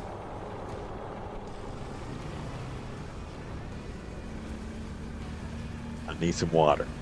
I'm like, my mouth has just been open for so long. Just. All right. Sub B. There's now he's just climbing like crazy. I don't see anything but cloud. That's super wild. I feel like he could have just pulled at the same time. Like he applied power and it would have been gone. He would have been done. Still crazy numbers. Let's see if we've got them updated. Okay, so James Beatty, 29 feet. LBR Gaming, 2 feet. Cedric P, 13 feet. And Sub B, 27 feet. And North Cali J is just going to balloon up and come back down just ever so easy.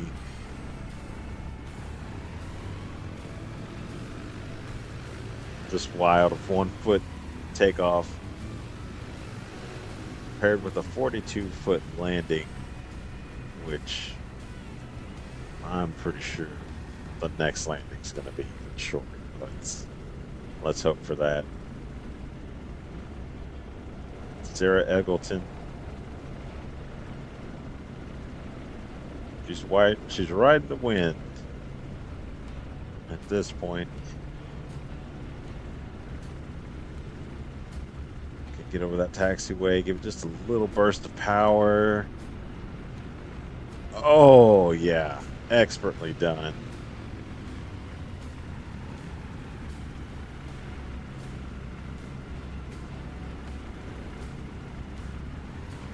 "24 feet on that landing."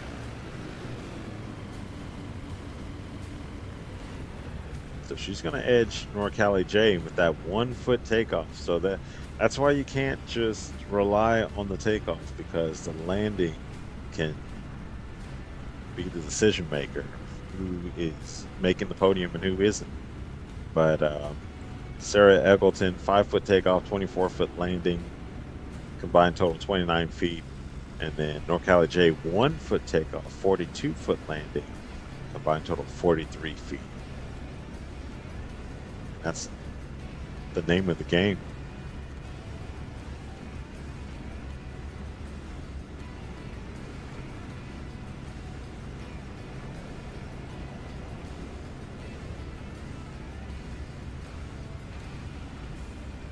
Okay, Luke Carrier. Also just lots of experience here. Ooh, beautiful landing. Another what is physics? I mean, just dropped it in at 21 feet. So 16 foot takeoff, 21 foot landing. That's 37 feet combined total. Just, man.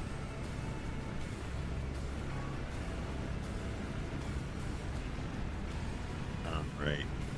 James Beatty with a 29 foot takeoff. Let's see what he's going to pair it with on this landing. I mean, I know I'm getting old, but he's just a little dot out there.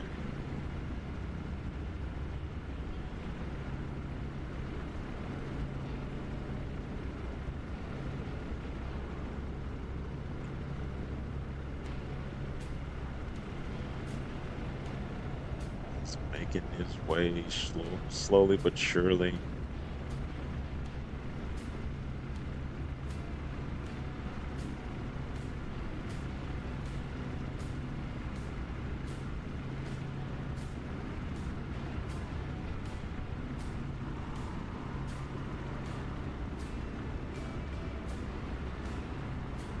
Okay. Now over to the taxiway. Oh,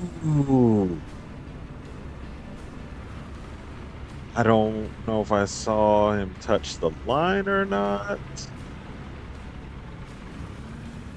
Let's see. Can we go?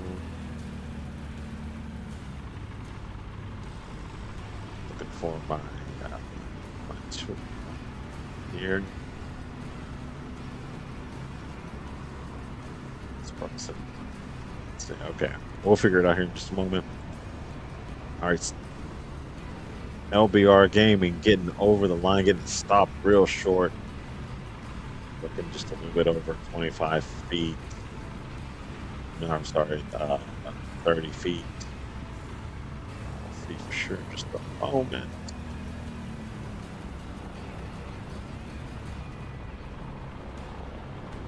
Dedrick P.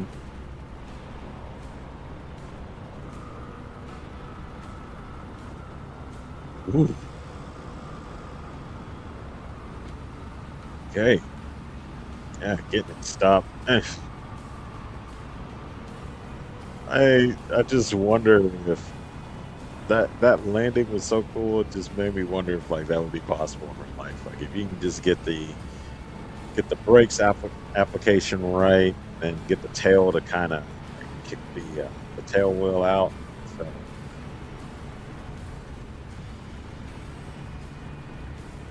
Okay, so race control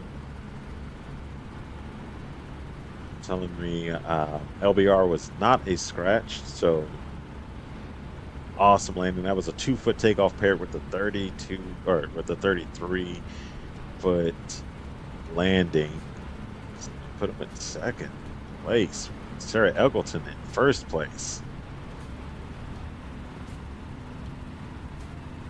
So now the pressure is on for NorCali J because I mean we're used to seeing NorCali just decimate, and if you can get that 1-foot takeoff again and just do anything sub 20, that would be amazing. Anything technically sub 28. Well, really sub 27 because Sarah's 29 then. So 1-foot takeoff with anything under 27 feet on the landing, and then, which is completely possible.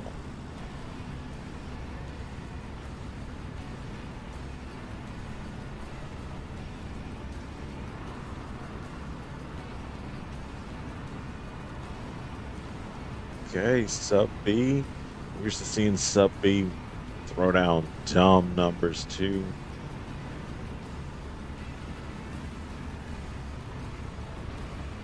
All right, did the old chop, plop, and drop. I mean, just looking.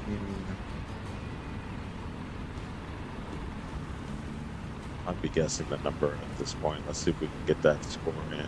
The 33 feet combined with a 27-foot takeoff. Okay, so now the pressure is on for NorCali J.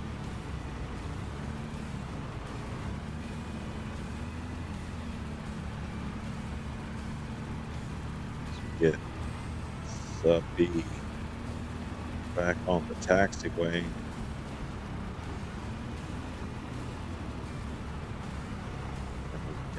NorCali J on the line.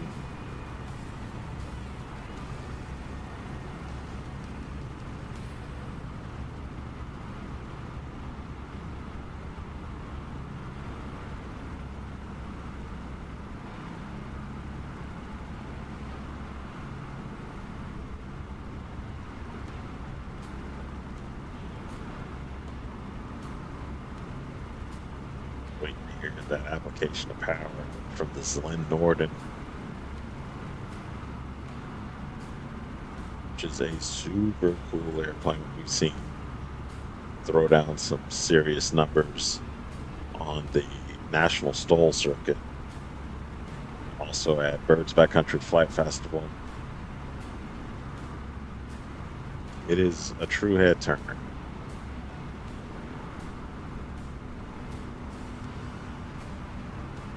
Okay, North Cali J getting ready to go. All right, application power flaps down, stick back, and another. I mean, that had to be sub 5 feet.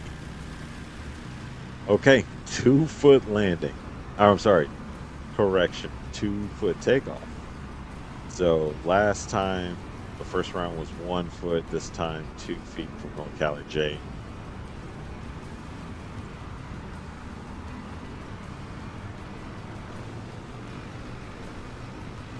And Sarah Eggleton just doing the same thing. 2 feet. That's a 2-foot takeoff from Sarah as well. As Ryan would say, we have a dog fight. We absolutely have a dog fight on our hands.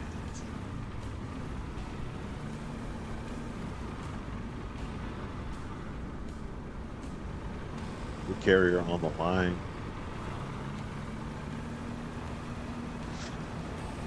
Just catching that bit of wind. I mean, like, that stick came back and he just hopped in the air. That's 13 feet. Still super short numbers.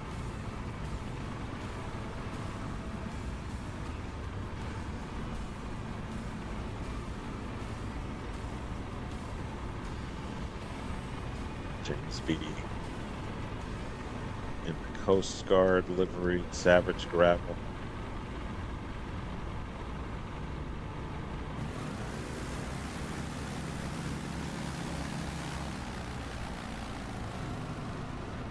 These numbers are just absolutely ridiculous. And it will come back around to all the landings. So just because you've got a 2-foot takeoff paired, you know, with whatever, like that 2-foot takeoff, you may have like a 13-foot, 14, 30-foot, like it really just comes down to the landing. As LBR game showing us that's a 2-foot takeoff as well.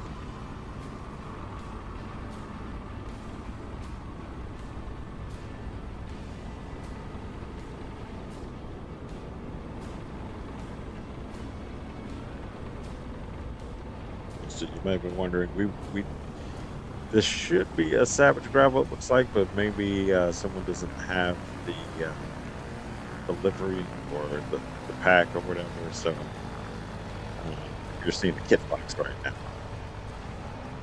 from Cedric P.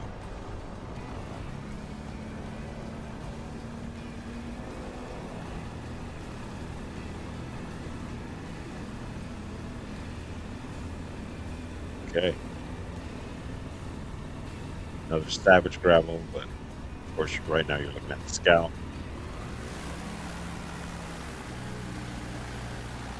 And if the camera operator has the livery or not on their computer. So,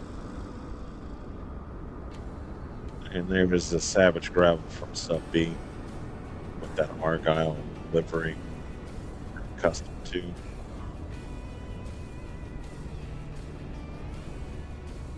Cedric P 11-foot takeoff, Sub B 27-foot takeoff. And North Cali J just kind of falling over the line. That was pretty funny. 27-foot takeoff. Okay. I mean, if that was the 1-foot takeoff, that would be a 28-foot combined total, which would be beating Sarah Eggleton right now. But that is 29 feet from North Cali J. So at this point, we need to have a fly off. See what happens with Sarah and everyone else if they are able to score under 29 feet from the combined totals. No pressure. No pressure at all. Just fly good, don't suck. All right. Sarah is riding the wave right now. A little bit high. Oof. Oh, was that a snow? That's a scratch. Oh. Okay, so she's going to hold on to 29 feet. Nora Callie J's holding on to 29 feet as well.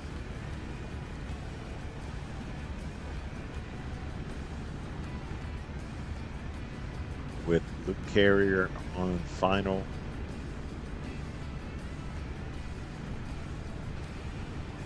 And Zenith 701. Okay, got it down on the ground.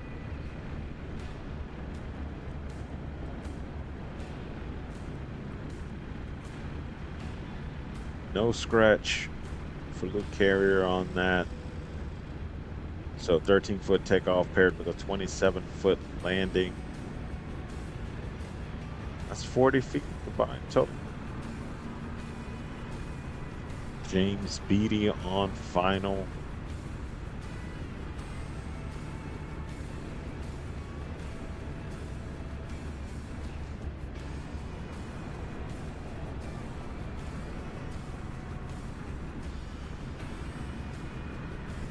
Just nursing it in. Float down like a cloud. Ooh. Okay, I like this vantage point at the line where they just fall out of the sky very slowly.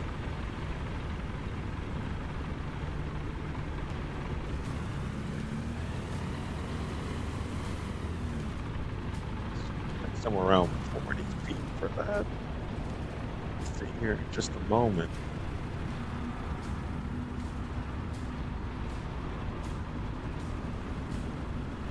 It's LDR Gaming on final. All right. Looking over the 20 feet. Sub 50 feet, absolutely.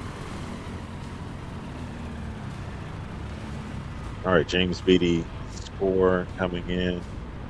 The 42 feet on that landing from James Beatty, and 34 feet from LBR Gaming, paired with that 2-foot takeoff. Combined total 36.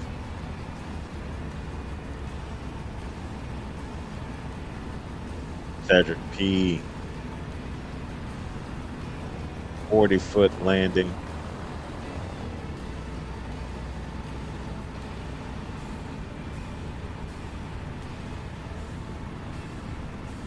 Sub B is on final.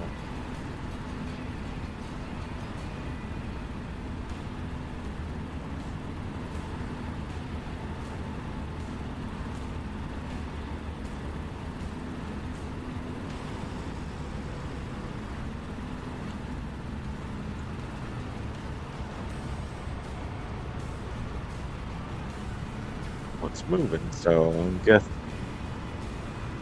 Okay. Race control let me know that sub B disconnected.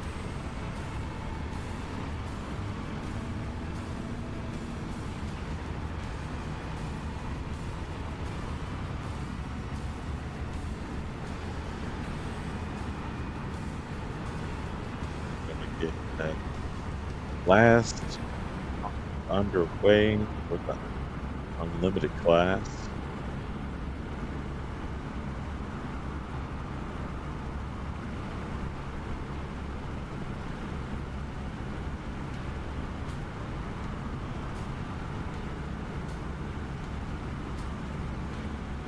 Somebody out there doing a knife edge turn in the background. Definitely not one of our competitors, of course. Okay. And Nora Callie J, if that wasn't a 1-foot takeoff, I don't know what is. But I mean, that was super short.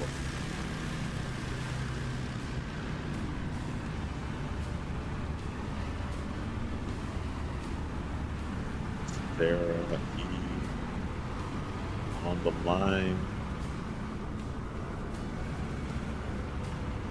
Man, it's just kind of hard to beat Martian on. Oh my goodness. Okay. I mean, that.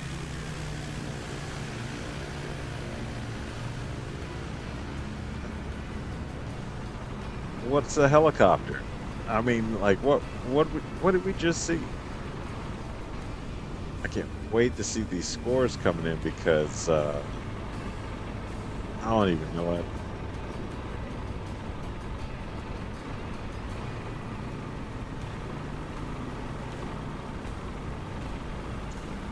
Yeah, that was amazing.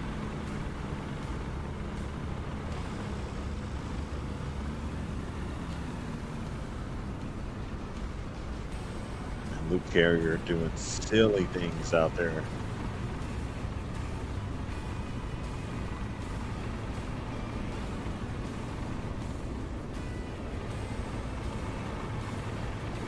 We got James on the line right now. That cool Coast Guard livery.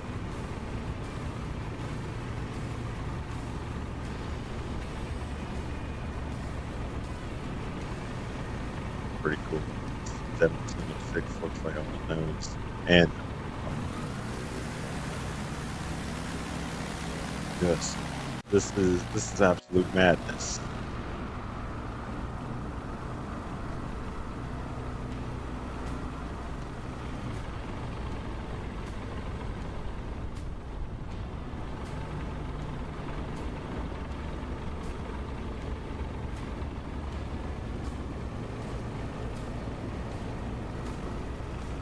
All right, so actually I'm in the chat right now. Sarah's getting lots of love in the chat. This is Zazzle. Okay, LBR just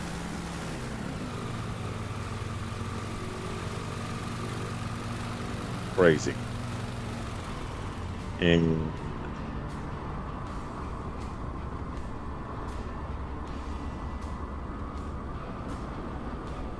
Eva Cameron 2808 telling us that power went out for Sub B with his computer. Said that it was windy there and took out the power. So fortunate for Sub B. Get that power back on.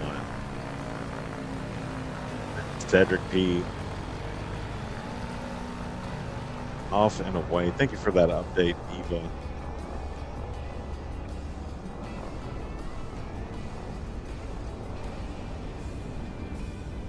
All right, so we got 0 feet for North Cali.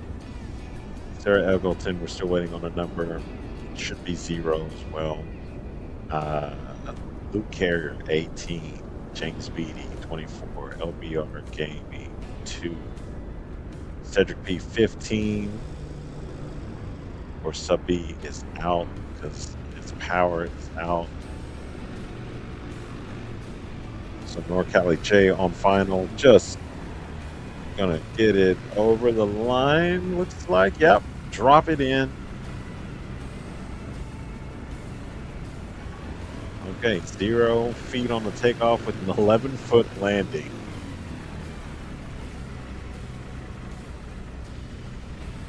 I just kind of froze. Like, let's see what Sarah's gonna do.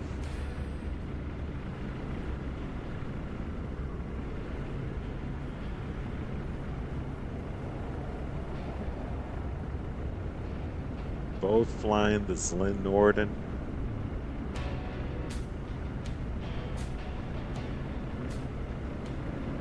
Really cool airplane in real life, being sold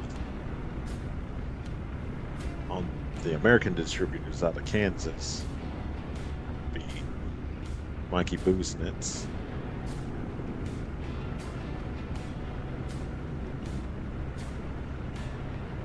Has electrically actuated slats. Woo! All right, Sarah.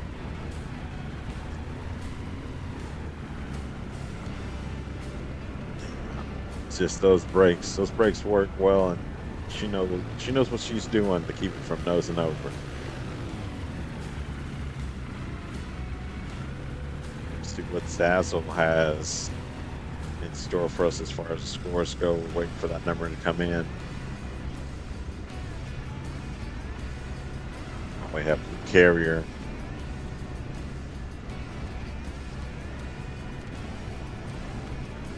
Presenting us with that classic. I mean, at this point, it's very well known the Zenith 701 in real life. It's one of those highly capable backcountry nose wheel aircraft. Okay.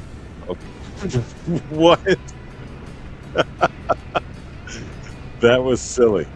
Like, it looked like his descent rate was just like a rock for like the first 5 or 6 feet of that, and then it just modulated it all the way down. So I mean, I guess there was a little bit of power introduction that arrested that descent rate. That's talent. I mean, like, even like, of course that's not going to happen in real life, but just in the game, like, that's just a whole different level of knowing your controls, and I want to say cat-like reflexes. You have to just be on your P's and Q's for sure. Stuff like that to happen. James Beattie, woo, spicy on that landing. Turned the airplane sideways, heavy bounce. I mean, I know the bounce is in game, right? Like, that's just a glitch, but that's gonna be a black flag. So I mean, and that's what I was wondering, was if the G's of that landing were enough to mess up the aircraft, and it appears that is what has happened.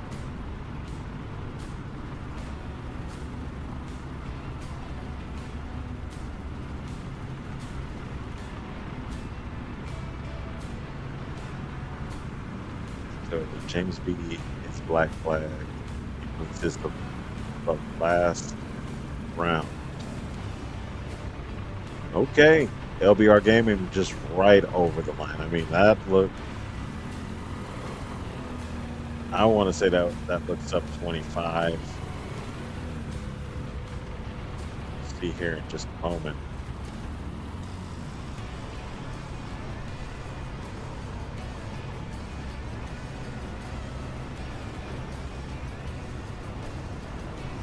So Luke Carrier looks like 8 feet on his landing pair with the 18-foot takeoff. Cedric P. Let's go, bro. 30 feet on that landing.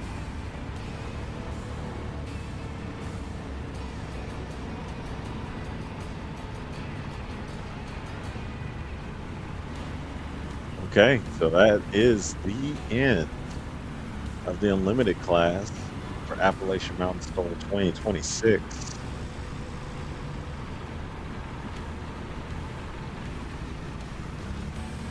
For National eSTOL, get the scores on screen in just a moment.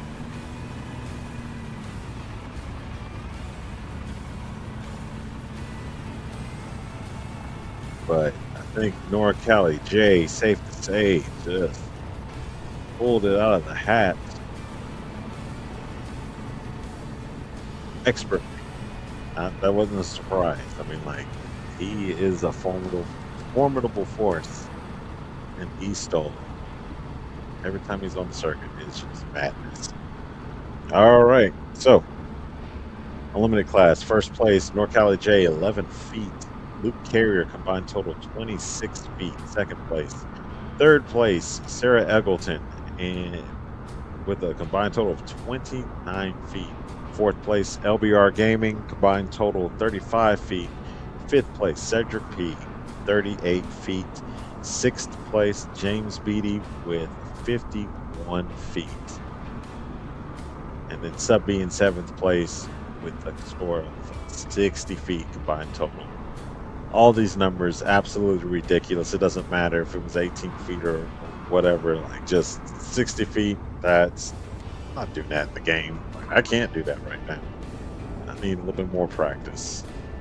But yeah, that was exciting. That's how we should round out the end of any national eSTOL competition.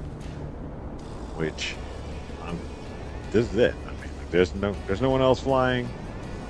So, with that, I'm going to give you the salute, tell you to have a great day, and we glad to have you here for National eSTOL at Appalachian Mountain Stolen. We'll see you at the next one.